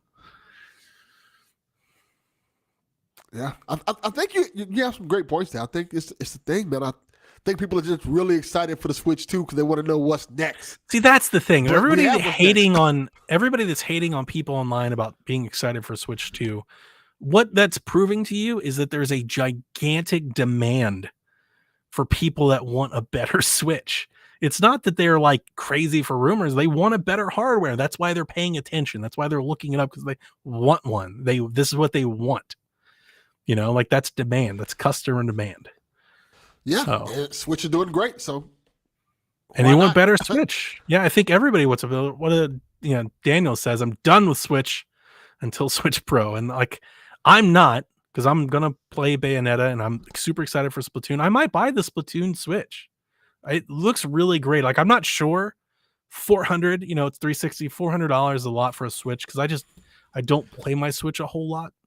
I only play it for exclusives, but I really do love those Joy-Con. Like it looks great. Like I kind of want the system, so I might get it too. Yeah. I wish they just sold those Joy-Con separate. Like The just give me a whole Joy-Con are bunch more excellent. They change colors and Joy-Con stuff. colors. They're great. Yeah. So much better than the Pro Controller. Pro Controller's bleh. Yeah. It's got the blue and yellow grips, which that's a Michigan thing for me. It's not my favorite style. But you can change grips. Like you can swap them out. You can buy replacement grips, but it's just kind of more of the same, controller they did before. Excuse me. Bless Oh man, I almost sneezed. So yeah, I'm gonna play Bayonetta and I'm gonna get Pokemon and stuff. So I'm still playing the Switch. The Switch is the only system that I just actually actively buy accessories for. Like I'll just see a controller or Joy-Cons, like I want that for the Switch. And I'll just buy it. Or I'll see a case. I don't really do that with my PS5 or my Xbox. I'm like, but the Switch, I'm like, yeah, this look cool on my I Switch. would if PlayStation made faceplates. If they gave me a reason to do so, I would actually. Yeah. I've thought about getting those purple ones. I've seen pictures of the purple ones on people's consoles, and the purple's nice. But I want more than that. I want something special. I want limited editions. I want, themes. I want stuff. Kratos. Yeah. If they gave me stuff like that, I would. If there was a Gears Series X, would I upgrade? Yeah, probably. That'd be cool. I know who I am. If they gave me faceplates for The Last of Us Part 1 remastered, would I buy them? Yeah, I would. But they don't. I probably would too. I think Nintendo's leaving a ton of money. I would own a shit ton of Joy-Con if there were Mario Joy-Con and Zelda Joy-Con and Animal Crossing Joy-Con and Mario Kart Joy-Con. If there were actual Joy-Con for games, I would buy them. They just keep releasing. They should do that. They just keep releasing colors. This is like one of the few that's an actual legit themed set of Joy-Cons. And don't give me that Skyward wasn't it. Skyward was not. I didn't like those Joy-Cons at all. Yeah, they were. They're a little big. Yeah, they were. For like Zelda, like we could do so much better. Like these are Joy-Con. Like these are legit. These look great. But honestly, I would be spending $350 on just aesthetics. Because I just don't use my Switch a whole lot outside of exclusives. It's just an exclusive machine. And as somebody who just played a bunch of Fire Emblem, I will tell you that every time I play it, I do wish it was better. Every time I play it, I'm like, oh, God, why do games run like this? Like, we have the technology. Do better, Nintendo. They don't want to. Because to be fair, it's still selling like crazy. Switch is still selling like crazy. So they're like, we don't have to. My thing that really pisses me off, have you ever looked into any of like the hacking for Switch? No, I'm terrified to do that. Dude, there is so much overhead on the Switch currently. Like you can get 60 FPS on most games on the Switch right now. Wow. If they just gave you like a boost profile, like if they would just let you overclock and turn up the wattage, they throttle the Switch for battery life. If they would just let me control it, like the Steam Deck, like let me determine how much battery I want to use instead of you, and let me crank this up. I don't care if I blow the battery in 2 hours. Like that's why we have wall outlets and adapters, right? Especially like on the dock. But it's a heat thing. I get it. Like it's a thing, but I wish they would give us some control over it, because you watch the hackers and they overclock switches. Dude, it's insane. They get 1080p 60 all day. Wow. Yeah. There's a lot of overhead. It's actually really cool. So, yeah, it's just a bit of a bummer, but I get it. Nintendo always prioritizes battery life over performance. They have ever since they started making portables. So, to expect them to do differently makes sense though. It's against their philosophy. It makes sense considering how the Game Gear had like the 2-hour battery life and people hated it for it. It's so funny because I think there's some old people over there that just think that nobody cares about like frames. They're like 30 frame, like it's fine. We'll put it at like you see Xenoblade, like it'll be fine. We're gonna run it at 480p at 30 frames a second, but you can play it for 8 straight hours. To them, they're clapping, right? They nailed it. Like that's top shelf meeting. They're like, we did it. Yes. They leave. They're like, job well done. Good job, Miyamoto. Meanwhile, we're all here like, "Ah!" Let me crank it up. Make it look better. Crank it up, baby. I had fun chasing the rumors, and again, for everybody dunking on, oh, it's not the Switch Pro. Like, they were right though. The system came. Yeah. Like, they nailed it. They were Like, 100% right. Then here's the thing: the next time somebody notices Nintendo privating videos, everybody will be paying attention. The next time, everybody, even the people hating the Switch Pro, they'll be paying attention. Oh, what are Nintendo going to announce tomorrow? So that's some good detective work. it is. You can't even lie. That's Here's the thing: smart. I think next time Nintendo won't private the videos until the new video goes live. They'll leave them up just until the moment, and then they'll take them down. That's probably what will happen next time. That would make sense. Yeah. They probably won't even care. And like we know people. I think Nintendo does care though. Like, they try really hard. Like, and I only say that is we've seen over the years them break their patterns for directs, them break their patterns for announcements. Like, they break their patterns every so often. They switch it up and they throw a curveball. And I think this time people were so clued in on what Nintendo was. And remember, this wasn't the leakers. This wasn't Jason and Jeff Grubb. These were just people, man. They're like, shit's going down. Following the trends. Yeah. So like, that's cool. I think Nintendo will change it up. It reminds me, you want to talk about how crazy I get with this stuff? Back when LeBron was with the Heat, Cavs fans on Twitters, we were tracking Dan Gilbert's plane, and we noticed that it landed in Miami the day before his announcement came. And like I listen to Cleveland radio every day, and I'm sorry to go on the sports tangent. I know gamers don't like sports, or at least most don't. But it's funny because it's apropos to the analogy. The next day on Cleveland radio, you hear people calling. They're like, Dan Gilbert's in Miami. LeBron's coming back. And you hear these radio hosts, they're like, sure. And my next door neighbor bought a house in Euclid. Get off the air. And the hell if they didn't. Like, he came back the next day. Like, they nailed it. Yeah. Like, it's kind of fun when you like ride that early wave.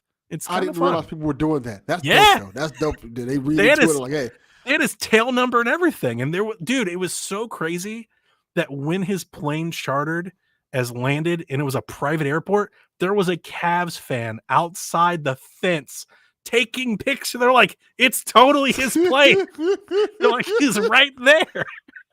Like, they had him. They knew. Sports fandom is amazing. It's next level. It's next level up from the video game stuff for sure. Or at least in Cleveland, not everywhere, but at least in some cities. Yeah, for sure. Miami fans can give a fuck less. Yeah, I was gonna say Lakers fans, they're like, I miss Lonzo. I don't think it's quite the same energy. I really love this. So Rude Days 93 sent this in, and this is great. So Rude Days, if you want to keep them coming, we can just keep making this a thing. This is fantastic. So he says, or if anybody else wants to send him in, he goes, I love the buy or sell segment you guys do, so I thought I would throw in another game from the PTI crew, Odds Makers. So we're going to give you the odds on the questions that he suggests. What are the odds God of War Ragnarok not making the November 9th release date? I don't know how to gamble. Okay. I'm going to say the odds are extremely low that it misses its release date. So I'm going to go with, because of the world we're living in, games get delayed, but I'm going to go with like 5%. Okay. So we're going by percent? Yeah, that's how you do odds. I thought you were going to say like 10 to 1 or things like that. No. Just percentages. That's fine. Yeah, I'm going to say a 10% chance. I'm going to go 10%. Okay. I felt like for a while now, and I've said this on our podcast a few times, I felt for a while now that God of War was making it this year. The studio, the people working the game, they're just too brazen about it. Like, you can just tell, like, they're just so convinced. I was like, it's going to look real bad if it gets delayed. It's going to look real bad. So, yes, it would. Yeah, so I just believe it'll make it. It's going to make it. It'll make it. It would take something out of the blue to push it, I think. So I expect a disaster. Yeah. Like something catastrophic. But I don't think it'll be there. But you can't rule it out because you can't. Video games. You never know. The next one. What are the odds Xbox or PlayStation announcing a handheld within the next 3 years? I will go 2%. 2. Wow, that's 2%. Extremely low. I'm going to go... No chance. 30%. Whoa. I didn't expect that. You think they'll announce something? If this was PlayStation, I'd be I'd be 100% with you on your side. But because the inclusion of Xbox, I don't think it's likely, right? I don't think it's 50-50. I don't think the chances are high. But do I think there's a chance that Nintendo or the Xbox actually announces an Xbox cloud portable device? I do. Yeah. Okay. I think it's something they could definitely do. I think they want to. I think they're probably prototyping like the little controllers that you attach to your phone and things like that. I'm wondering, I think they're probably trying to figure out if they can make a cheap one where it's all a part of one instead of you bringing the phone. Like that's probably what they're trying to do. Like, can we just get a cheap display, put controllers on it so it's like a real controller, not the shit you slap to your phone?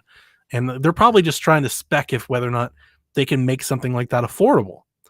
Whether there's a demand for a cloud-based handheld, I think it's a tough sell. I don't know how many people are out there would want to try it, but I think there's more than people think. I actually think if Xbox was like, here's a Game Pass cloud machine, I think they could probably sell 500,000 of them. Probably. Yeah. I mean, if PlayStation can sell 5 million VR units, like I definitely think Xbox can sell some portables, especially if it's good. Like imagine if it actually looks cool. It looks good. The screen's good. Maybe like they put all of the money. So like instead of investing your money into GPUs and CPUs and memory, you just invest all of your money into networking. Like maybe it's like next gen networking. It's 5G and all that. Like if it's like that, and the screens are cheap, displays are cheap, controllers. Like I could see it. Like I said, I wouldn't bet on it, but I wouldn't rule it out. I think there's a chance. It's a puncher's chance. I think PlayStation's interest is now just in VR, so I don't think they're doing it at all. They don't. Yeah, I think VR rules it out. I'm with you. Yeah, VR rules it out. They can't. But Xbox thing sounds intriguing. I don't think PlayStation can support VR plus PlayStation 5. I definitely don't think they can support all of them. I think PlayStation would be like, that's my point. Yeah, you can play it on your phone, I think is what they'll do. So, but I think Xbox thing is definitely intriguing though. I think Xbox wants to give you something that's not a phone. I agree. I kind of agree. That's smart. I think it could be cool. I wanted that smart glass. Yeah, think like what was it called? They talked about how well Fortnite was performing on Game Pass, and that so many people weren't just signing up for Game Pass, but they were playing on cloud because of Fortnite. Like if they get another game or two like that, like say like Call of Duty Warzone, for mobile or something, if they can get a few mobile games hits like that, like then a cloud-based portable makes a lot of sense. Could be fun, especially in foreign markets. Yeah, you're selling me on this. Yeah, I think there's a decent chance. I'm gonna move it up to 5% then. 5%. Okay. I go from 2 to 5. I've done my job. I've made my case. Okay. Last one. This one's really good. What are the odds you've already played your game of the year? Not a chance. That is 0%. I will go more than 0, but only because I'm currently playing Horizon. I can't write it off that Horizon might be it. So I'm going to go with, just because I'm playing Horizon, I've already played Horizon before answering this question. I'll go with 25%. But I'm not going to go high because I still have Saints Row. I still have Splatoon. I still have Mario Rabbids. I've got Bayonetta. I've got Pokemon. I've got Last of Us Part 1 Remake. I've got God of War Ragnarok. Like there is a lot on my to-do list for the rest of this year. So I'll go 25%. 25% just in case it's Horizon. I say 0% because even if God of War wasn't coming out, 9 times out of 10, The Last of Us Remake would probably be my game of the year. Yeah. It might be mine too. I got Cult of Lamb so much. I got Cult of the Lamb next month. I'm super hyped for that one. I've got a lot of games to play. Yeah. Then you got God of War. It's like I liked Horizon a lot. If I haven't played Horizon Forbidden West, this answer would be definitely 0. Like I would never count Cyberpunk, so I rule that out. Dying Light 2 was never like I loved what I played, but I wouldn't consider it game of the year, type of material. Same for Ghostwire Tokyo. Really enjoyed the game, but not game of the year type stuff for me. So yeah. Like if it wasn't for Horizon, it'd be dead zero, but I'll give Horizon just a little bit of hope. Who knows? Maybe by the time I finish it, if I finish it, might be one of my favorite games ever. I love what I've played so far, but I just got started. I liked it a lot. It's a great game, but I feel like if I were to say right now, like if we got all the horror games coming out too, we got Callisto and all the others. Yeah, there's a lot of stuff. If I got to the end of the year and I'm like Horizon's my game of the year, I'm like, oh, this is kind of been a disappointing year for me. Wow, really? And that's not a knock on Horizon, but yeah, it's just like thus far I haven't played anything that has wowed me that much. You. I get you. Like, yeah, you just don't think the bar is all that high yet. Yes. Yeah, that makes sense to me. I feel like Callisto, God of War, Last of Us brings it up there for me. Dude. To that level where I'm like, this is where I want to be at. It's going to be so good. Yeah. I'm taking the day off for that. It's going to be real good. All right. Hour 30 minutes in, we've reached our question segment. I won't let you, so I've been doing all the news. Let you read the questions.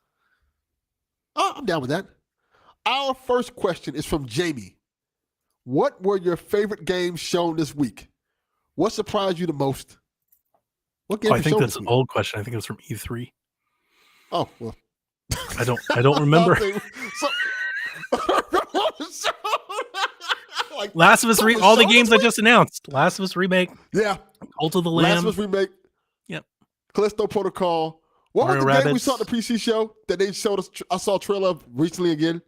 I'd have to look I at can't my remember notes. the name of it. I want to say off the top of my head, I think it was called like Invincible or something like that. But I don't remember. Yeah, something like that. That game looked really cool. I like that game a lot. It was called The Invincible. The Invisible Hand or something like that. Why is that? Yeah, why does that keep coming ahead? I think The Invincible.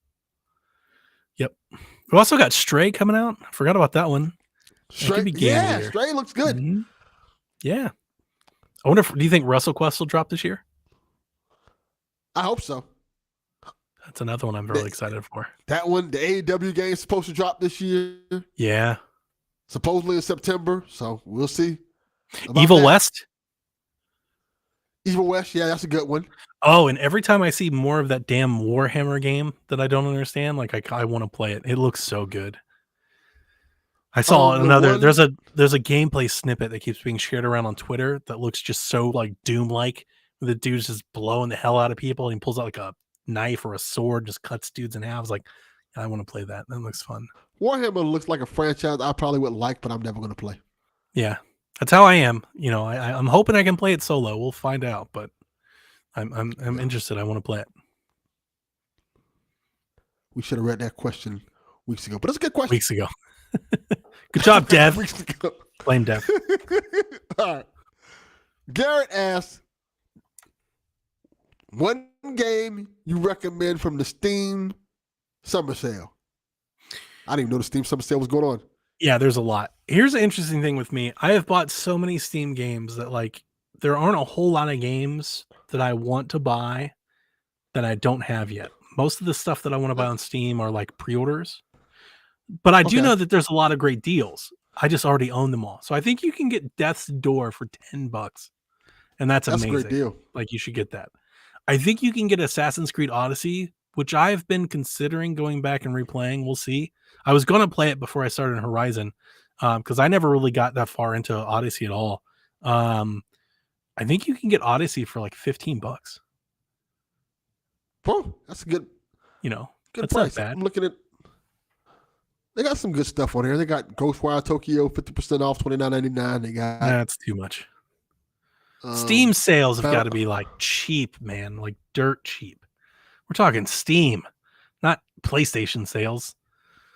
I think you can get. Can you get Doom Eternal for like $14.99 on the Steam sale? Like that's a deal. Oh, that's a good deal. I'm looking at a list right now. I don't see anything that's standing out to me, but this is not the whole list. Let me update Steam. Hopefully it doesn't bring the whole damn podcast down. Checking Shudder's Revenge is 10% off. That's 10%. That's trash. Everything should be 10% off if you're playing on PC. Yeah. Dude, my cat is My cat lays on my exhaust fan for my computer because it's warm. Like that can't be good for the PC, right? I was gonna say that has to be a problem. that's not good. That's not gonna go well. All right, so I'm looking Devil at May the Cry Steam 5, sales. $10. That's a great game. A good deal. That's a really good deal. That's a good deal. That's really nice. A great game. You can pick up Deathloop for about $20. That's a great one. That's a great pickup. I'm gonna play it one day. I promise you. Good game. Really solid. Let me look up, instead of just looking at deals, let me look on my wish list and we'll see what Donnie's wish list has to say. So I'm gonna sort by discount. These are games that I don't own yet, but they are on my wish list. You can pick up Quantum Break for $10. Quantum Break was fun. I've thought about going back to that. Oh, here you go. Here's one for you. You can pick up Batman the Telltale series for $6. The Telltale series Batman is really good. It's really good. Yeah, I liked it a lot. It's really good. Mm-hmm. Even if you're a Batman fan and you want to look a little different take on the lore, check it out. It's really good. Yep. I like it. You can pick up Streets of Rage 4 for $12. That's another great deal. Streets of Rage 4 is really good. Solid. The Last of Us remastered games are on sale, but they're still like $30. That's too much. It's way too much. You can pick up River City Girls for $20. I love that game. That's a good deal. Mm-hmm. And I think that's about it in terms of deals. Nothing else right here is calling to me. Yeah, that's it. Okay, next question. All right, let me look up the next question real quick. Get off my computer. Next question. Let's see which one we want to go to. Fighting. Oh, I'll go to Kyle's question.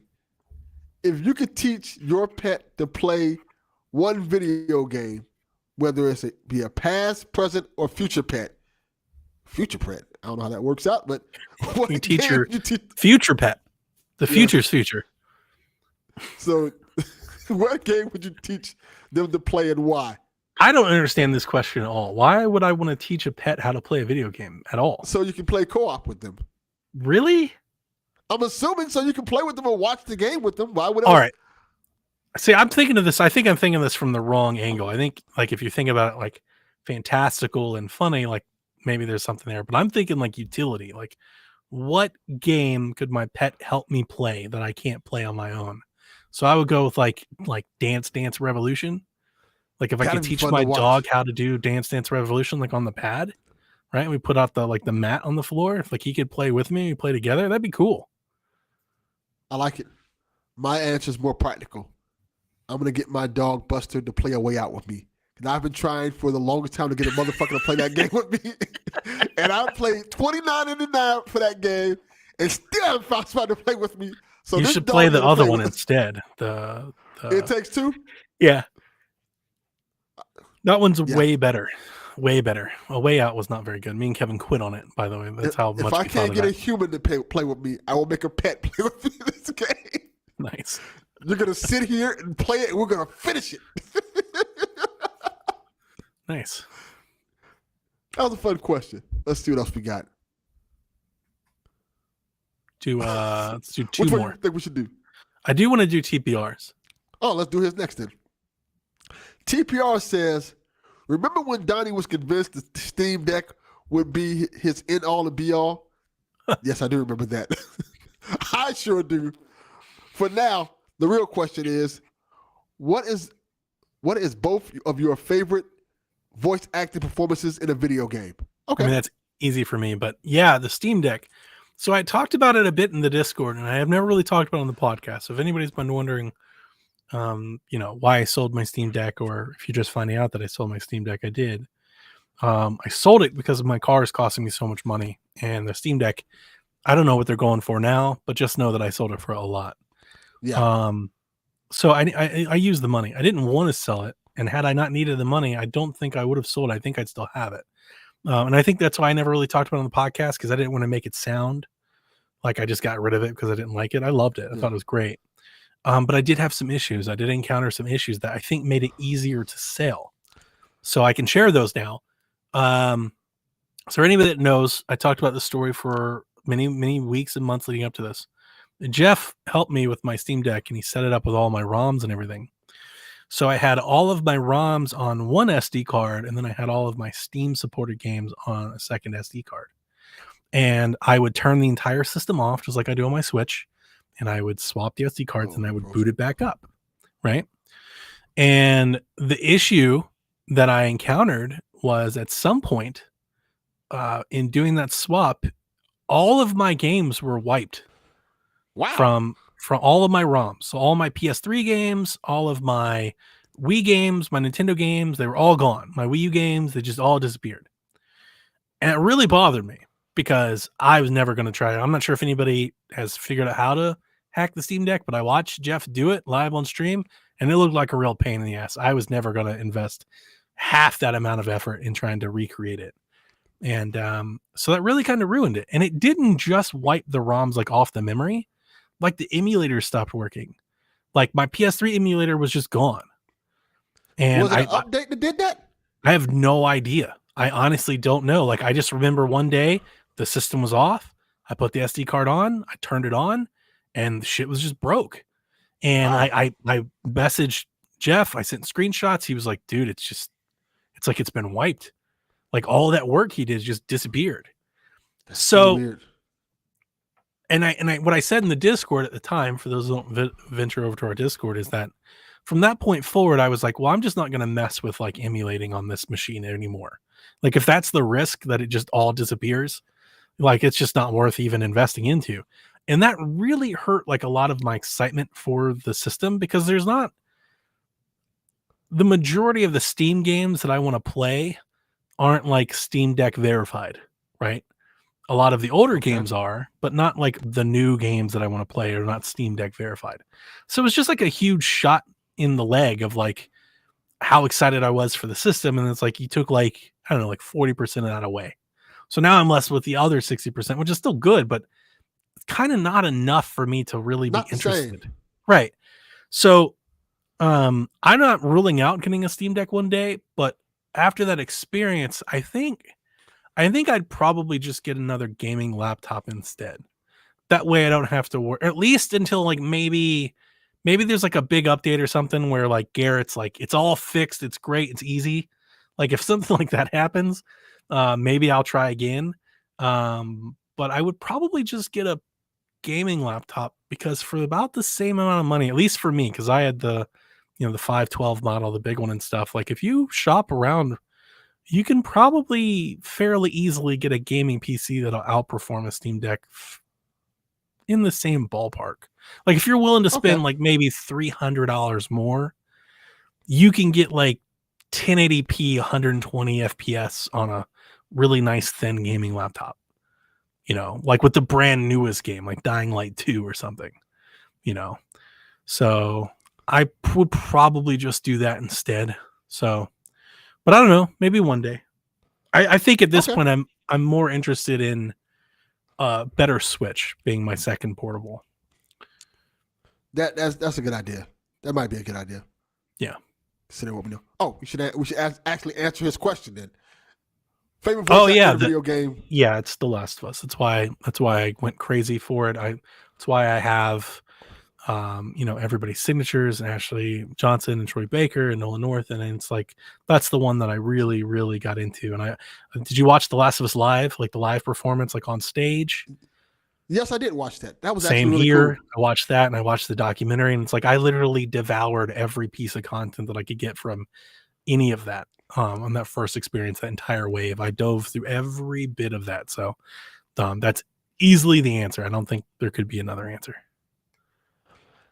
To be different from you and to give another different answer, I'll go Christopher Judd in God of War.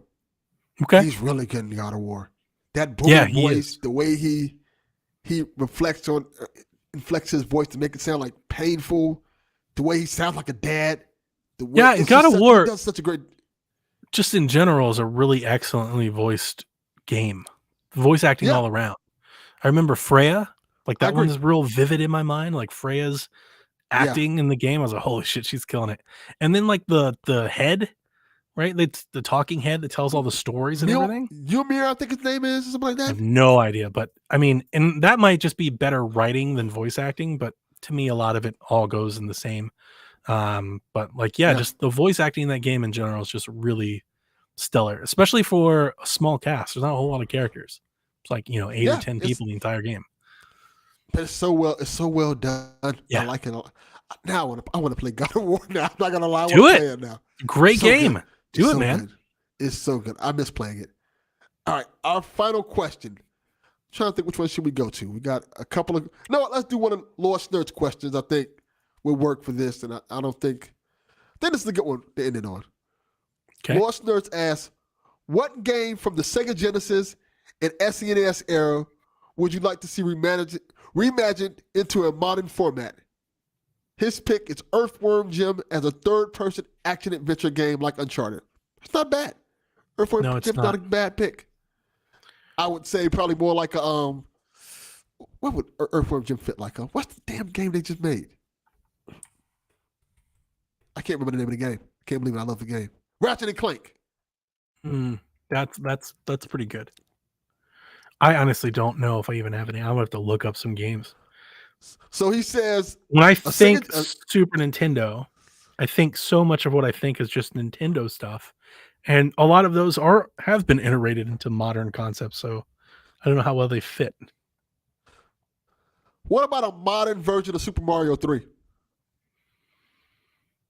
Like, but what would that 3D be? Super Mario? No, like a 3D that's a completely Super Mario different 3. game. Then no. Because he says it has been a modern format. So, right, that's the thing. Like the only modern format is like a prettier version of 2D. Like the moment you take Mario 3 and make it 3D, it's not Mario 3 anymore. Like that's just a different game. It's just a different Mario game. Because that's what I'm trying to figure out. Because I guess a modern Super Mario 3 probably would be like New Super Mario Brothers. Would that be considered modern? Yeah, that would be it. It'd be New Super Mario Bros. So just New Super Mario. I've got an answer. I've got one answer. I'm still looking here. Okay. Still looking. Any of those old RPGs are great. They're not going to be my answer because I don't like any of them. Yes. But those are really easy answers. I think I'm just seeing if there's anything else that strikes me before I answer. There's a couple of things I'm thinking of off the top of my head. I'm trying to think what hasn't been done. Maybe Flashback. Have you ever played Flashback? No, those are the games that just got remastered, right? I think it did get get remastered. But a modern version of Flashback would be cool. All right, I've got two answers. Action adventure game set to Cyberpunk. Go ahead. One of them is like a really good answer, and the other one is just my fanboy answer. So I'll give you two. Okay. My first answer that I think is actually a really good answer is Donkey Kong Country.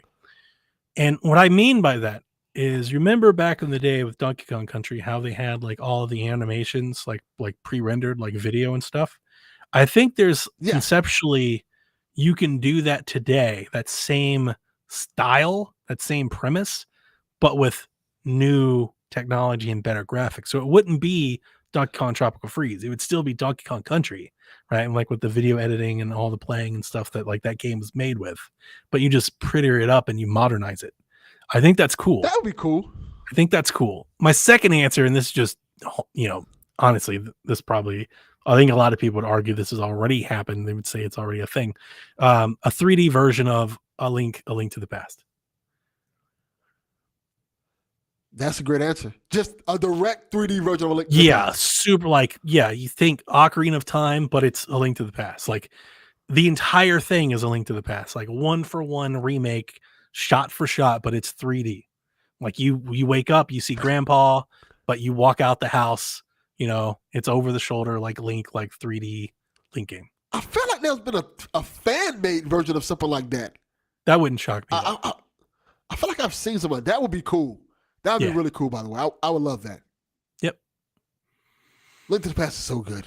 Of course. Probably my favorite Zelda game. That's Dev's favorite Zelda game. Not mine. Not mine at all, actually.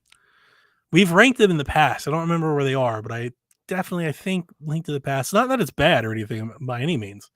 I just think for me, it's like, it might be like 4th or 5th or 6th for me. I think that may be nostalgia talking for me because that's the one that I got into the first one. I never played 2. Link to the Past was the one I was on for like hours and hours, just going through everything. And I love that game so much. It's so fun. Yeah, I didn't grow up with it like people did because I never had a Super Nintendo back then. Not that I mean I don't take anything. It's an amazing game. I want to be clear. I'm not trying to demean it all. I always tell people on Shack for years, I've always said I'm a fan of 2D Mario and 3D Zelda games. It's not that I don't like 3D Mario games or 2D Zelda games. I do, but I'm a fan of 2D Mario games and 3D Zelda games. When I think Zelda, I think 3D, action game. And when I think Mario, I think 2D platformer. Like that's the essential way that I think of those franchises. That makes sense to me. So for me, like Zelda, I waffled on it for a very long time, but with time and having replayed it a bunch, Wind Waker is still my favorite Zelda game. My second favorite Zelda game would be Breath of the Wild. Okay. My third favorite Zelda game is probably Ocarina of Time.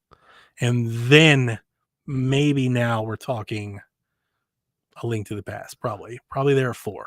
I remember liking Wind Waker a lot. I love Wind Waker. I don't think I never finished it, though. I finished Ocarina of Time. That's not surprising because the stupid chart quest at the end of the game, I think a lot of people quit on. I think that's what it was. That's a lot of people do. The HD version cleans that up a bit. They give you like quick travel, and you get to sail faster. So they make it a little easier. They also shorten it. I think they just I don't remember exactly, but I think they just cut like the collectathon like in half. They just shortened it overall. Okay. But if you've never played the HD, I hate that it's never come to Switch because people slept on it when it came to Wii U. And God, the Wind Waker HD is incredible. I definitely didn't play it when it was at Wii U. So damn good. It's so good. Here's the thing. It's so good that had it never come out, I'd be like Breath of the Wild is my favorite Zelda game. But because I loved Wind Waker HD on Wii U specifically so much that it gets the nod. Like it jumps back over Breath of the Wild. It's just like it's on Wii U. The game is so beautiful. It's so modernized. Like being able to play it, not on GameCube, like with the bloom effects and like the high saturation colors. Like I love that remake so much. The remaster, I guess is what I call it, the HD version. And try to crank it up. I got as I always tell people, Wind Waker is the best combat in a Zelda game. Period. It's really, and honestly, to me, it's really not close. And I feel, and I'm not saying that I started this movement at all, but I've been saying that for years, and I feel like that's a common thing that I hear more today. Like when I was saying it years ago, I don't think I hear many people thinking that way, but I've heard a lot of people have come around to Zelda's combat. Like Wind Waker's combat is just really good for a Zelda game. Not that it matters, right? Like, it's just an action game. They're all kind of samey, but Wind Waker's is the best. It's the best of all of them because the amount of options that you have is just really good. It's like an improvement on Ocarina and Majora's combat. It's very similar. You still get the targeting button and all that. You still get the jump swipe and the side swipe, and you go up and down and horizontal. But the hook shot, if you've never played it, you can use the grappling hook that he has as a combat weapon, and you can steal items from enemies. And I remember that. You also have the parry. So you can parry enemies, and you can roll behind them and hit them in the back, and just the different enemy designs that make you have to know all of those things. Because you can use, I believe, I haven't played it in a few years now, but I believe you can maybe use the hook. You can either use the hook shot or you can use the sword to like knock off enemies' armor or pull it off. So like the way that you just have to do every bit of it, it's just very rewarding and just a little bit, it's not complex, just a little bit more. It just requires a little bit more from the player than a typical Zelda game where you just like Breath of the Wild's combat. You just spam buttons, like you just, that it's more inventory management than combat, right? You're just picking the right sword, picking the right arrow, making sure you have enough of them. It's more survivor game than combat. Wind Waker's combat's legit combat. You have a lot of fun just fighting people. I think that's a big reason. I think that's honestly, I think that's the reason I've always liked the game so much. When I think of the game, I just remember a lot of these very like sentimental moments, like the Great Dooku Tree in Wind Waker is just like a really pretty scene. Like I always remember it. But I think the reason that I've always liked Wind Waker is just it's the music, of course, but I think it's the combat. It's fun to play. It's the Zelda game that's really fun to play moment to moment. That's dope. You kind of make me want to try it on the Wii U now. And I hate the Wii U. It's great. It's so damn good. I have 2 Wii U's in the closet right now, and I'm like, ugh. I've been holding off on replaying it again because I want to play it on Switch. But I was sure I was really hopeful that this year was the year. I was like, finally, they'll put it out. But nope. They should. Nope.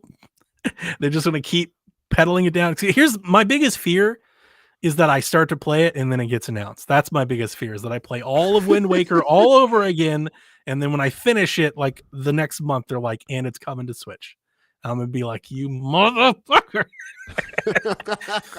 But yeah, I would say hold off, because it seems like it's something that would come to what's the Switch online things called? Nintendo Switch Online. They're not, definitely won't put it on Nintendo Switch Online. They're going to sell you that game. Not the Wii U version, but here's actual Wind Waker, the GameCube version. Oh God, no. I wouldn't want to play the GameCube ROM. To me, it's HD or bust. Okay. Yeah, it's HD or bust. I would never want to go back. Or like, because here's the thing. I started replaying it on my Steam Deck before it got wiped. Dude, I was like 4 islands in on the Steam Deck and then it got wiped. That was my big replay. I was like, yeah, I got the Steam Deck. Breath of the Wild was delayed. I was like, I'm going to play Wind Waker again for the 8th time. Like, here it is. I'm finally going to do it. And then my Steam Deck got wiped. And I was like, well, now I'm pissed. That sucks. That had to be an update or something like that. I don't know what happened. I did read, I was sharing Reddit stuff with him at the time with Jeff, because we were trying to figure it out. And I did read people saying that if they were swapping SD cards, like, hey, be careful, because there were several people that had their SD card swap, like just wiped, just swapping them. But I was always extremely careful not to do it while the system was on. And I remember at the time trying to find, like, can this happen if the system's off? And I don't think I ever got a resolution. Nobody ever, responded. But I was always, just like the Switch, I was very careful to never do it while the system was on. I always powered the entire thing down and rebooted. And but yeah, it definitely happened to me, and it really hurt. That sucks, man. Because I was digging Wind Waker on Steam Deck. I was having a lot of fun playing Wind Waker on Steam Deck. It just makes me like it'd be fun too. It just makes me want to. And dude, oh my God, the OLED. Wind Waker HD on OLED is like a match made. There is not a Nintendo doesn't have a game better equipped. They should have launched the damn OLED with Wind Waker. It would blow people away. It would literally blow.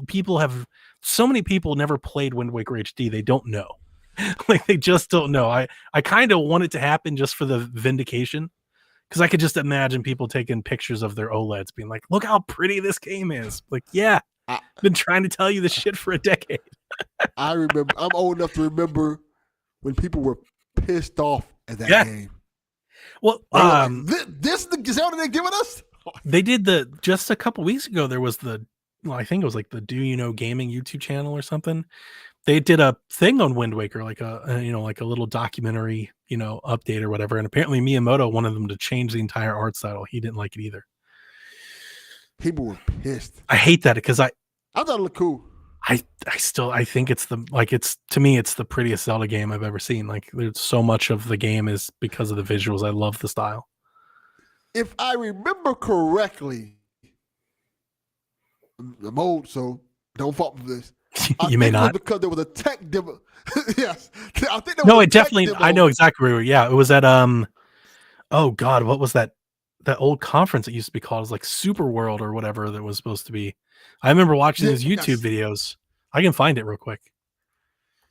It was a tech demo that basically showed Ocarina of Time. What, a Zelda-like game that was a Zelda game. Space World. That's what it used to be called. Space World. Okay. At Space World 2000, they showed off a demo of what people might today would probably think it was like Twilight Princess, because it was a super dark, gritty sword fight, like medieval castles and shields.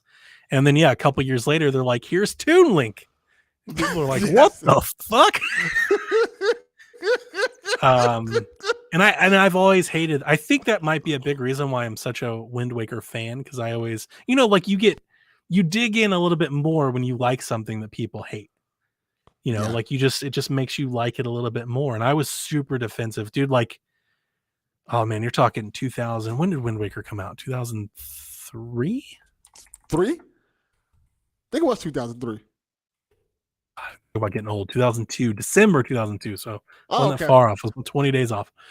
When Wind Waker came out, you're talking about like, it's so good I didn't have a podcast back then, because it would have just been a year of me arguing with people hating on Wind Waker. Because I was just taking all comers at school, then forums, online. I just hated everybody that hated Wind Waker. I remember seeing it and like, oh, this looks cool. And I remember it must have been IGN or something like that. And I read comments and people like, this game fucking sucks. Dude, it like, was so 90s. About? It was so 90s. Back then, everything had to be extreme and tough and hard. And like, this was not it, right? It just wasn't it. Like, if you were, think about it, the amount of people our age that like fucking fawn over Final Fantasy VII. Yes. And then think of Wind Waker. Like, it is so not it. Like, it is such a complete opposite. Right. It's such a different thing. So if you were of like that ilk, right? If you're like into Jackass and Tony Hawk and Final Fantasy and cool, I 100% know. I get why people hated it. The thing that killed me is that everybody hated it without ever playing it. Yeah. I'm back then, I was like, this is the best Zelda game ever. Like, this is so much. Because at the time, back then, Ocarina of Time was it. I was like, man, they'll never do better. And then Wind Waker came out, and I was like, oh my God, it's incredible. It's better than Ocarina. But I was very small group, not many people. Honestly, years went by, I think, before I found even just people that liked Wind Waker. Yeah, I think that's accurate. I remember people shitting on that game for a while. And then when the remaster came to Wii U, I'll never forget Married to the Games forums, like losing my fucking mind and everybody just hating it. Because if you remember, Wii U also, basically history repeating itself, there was a Zelda tech demo when the Wii U was shown. I remember that as well. And it was like a super HD version of what looked like Twilight Princess. And it was gorgeous. That tech demo to this day is still like, talk about getting people's hopes up too much. Yeah, that tech demo is unbelievable. That tech demo couldn't run on Switch. Like 15 years later, that tech demo still isn't going to work. But yeah, people were not down for Wind Waker HD when it was announced either. I think that might be where like me and Jason crossed paths for the first time. Oh, the Wind Waker HD announcement. Because it wasn't until years went by. Like, I would come across a person every now and again, like usually in a GameStop. But I'm telling you, man, I lived my life for maybe 8 years before I found somebody that was like, Wind Waker's awesome. Like a really, really long time. And which I find funny now, because if you have a copy of Wind Waker for GameCube, the shit's like super hot. It's an expensive disc. Scalpers go hard for that, which, it is funny that's how gamers, that's how the gaming space goes sometimes. I remember that era of GameCube. I was heavily into GameCube. That Resident Evil 4, Wind Waker. Yeah. I'm like, yo, this is amazing.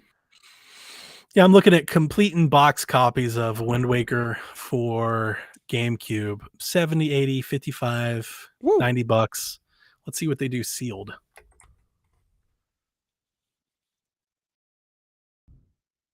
Sealed copies, $150, $266, $329. Yeah. Wow. GameCube was a great system. It was. It really was. A great system. I loved my GameCube because back then it was kind of everything it was basically everything that I wanted all at once. Because from my N64 days on, I kind of always had an N64 and an Xbox, or an N64 and a PlayStation. And I would basically like trade the other ones as games came out that I wanted to play. But I always had my Nintendo console, right? Like I had my Nintendo 64, and then I would also have this other thing. the GameCube was the first console where I felt like I had everything I could want.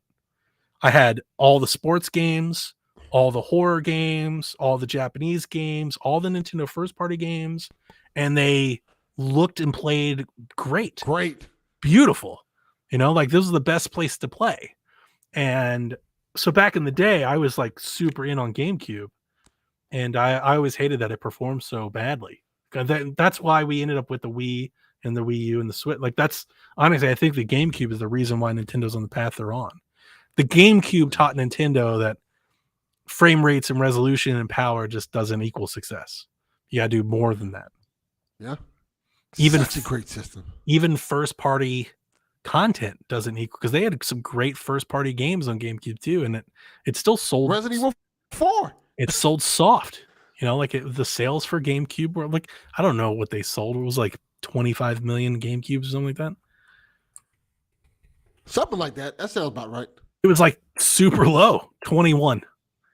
Oh my God, 21. It was almost Wii U bad. Wow. I don't think people think about that when they think GameCube. But yeah, I mean, you think about what we had. We had Wind Waker, Double Dash, Smash Bros. Back then, we were still getting Pokemon games on console, right? Like there was like the stadiums and was it Snap? Snap? No. Snap was 64. But like I'm thinking the stadium games that came out was Coliseum. That sounds right. Coliseum, I think it is. Yeah. Of course, all the Mario Party, Mario Golf, like all that stuff was there. We got Sunshine, Metroid, Metroid Prime. We were getting Star Fox games. Yeah, man. Metal Gear, Twin Snakes. Yeah, Metal Gear. Forgot all about it. Oh, dude, Rogue Squadron was Rogue Squadron. Dope on GameCube. It was so good. Yeah. You're just giving me all these nostalgic memories tonight, Delvin. Man, I used to love my GameCube, man. Such a great system. Same. And you could just pick it up and take it anywhere. Yeah. So convenient. All my college football games were on it. All my Tiger Woods game. Like the GameCube was like, this was the system. I was like, this is the only one I need. And then it tanked and nobody wanted it. And then what happened is I got a 360 and a Wii. And like from that point forward, I always had multiple systems. The GameCube was the one ring to rule them all. It's like, it's so funny because like all I really want Nintendo to do is to just go back to GameCube. That's really all I want is I want a super powerful Switch so all of the games can just come to it, and I'll just buy them and play them there. They're never doing that again. They're never doing it.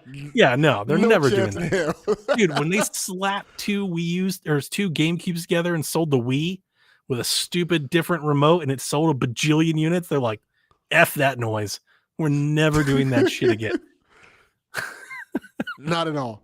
I think what they do is that they look at what the competitors are doing. They're like, all right, what's Sony doing? They're making PS5s. Okay, what did they do last year? They made PS4s. They're like, we want one of those. Let's make a PS4. Let's do that. They get super cheap parts. Hell, we'll buy them from GameStop. We'll refurb parts from PS4s. And we're going to put Nintendo games on it, and people will love it. Yes. You can see Mario in 720p now. Yeah, exactly. That's all they do is just whatever the other people did last gen. And here's the craziest thing is they get parts for cheap that they sell at a huge premium. That's the Switch. Yeah. Dude, the NVIDIA Shield was out for like 4 years before the Switch came out. I had an NVIDIA Shield. I remember, like I had the Shield, the tablet device with GeForce streaming and everything. I played it. I played Metal Gear Solid. I played Metal Gear Rising on NVIDIA Shield in like 2015. And I was like, this is the future. And Nintendo was like, that is the future. They're like, how much does that GPU cost? How much does that chip cost? $80 a unit? Yep, we'll take that. And we're going to sell it for $400. And we're going to sell 100 million of them. Oh, and here's some cardboard you can fold, you idiots.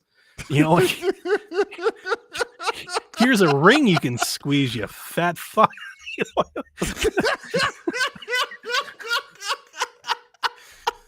I love them. Obviously, I love them. I started a Nintendo podcast. Like, my roots are right there. I love them. But, like, obviously, I'm joking. But not as much as you might think. That's truer than it's not. You're not wrong. Yeah, we're not wrong. Like, I'm being dramatic for comedic effect, but it's still true. Yeah, very much so. Yeah, and that's And- why and- like the whole Switch 2 thing, they're like, it's gonna have DLSS and cutting. I'm like, nah. Yeah. It might have What did last gen DLSS, have? but it ain't gonna be like that. It ain't gonna be the DLSS that I deploy on my computer. That's for sure. It's going to be a PS4 Pro. They're probably waiting. Honestly, they're probably just waiting for the price of that cost to come down.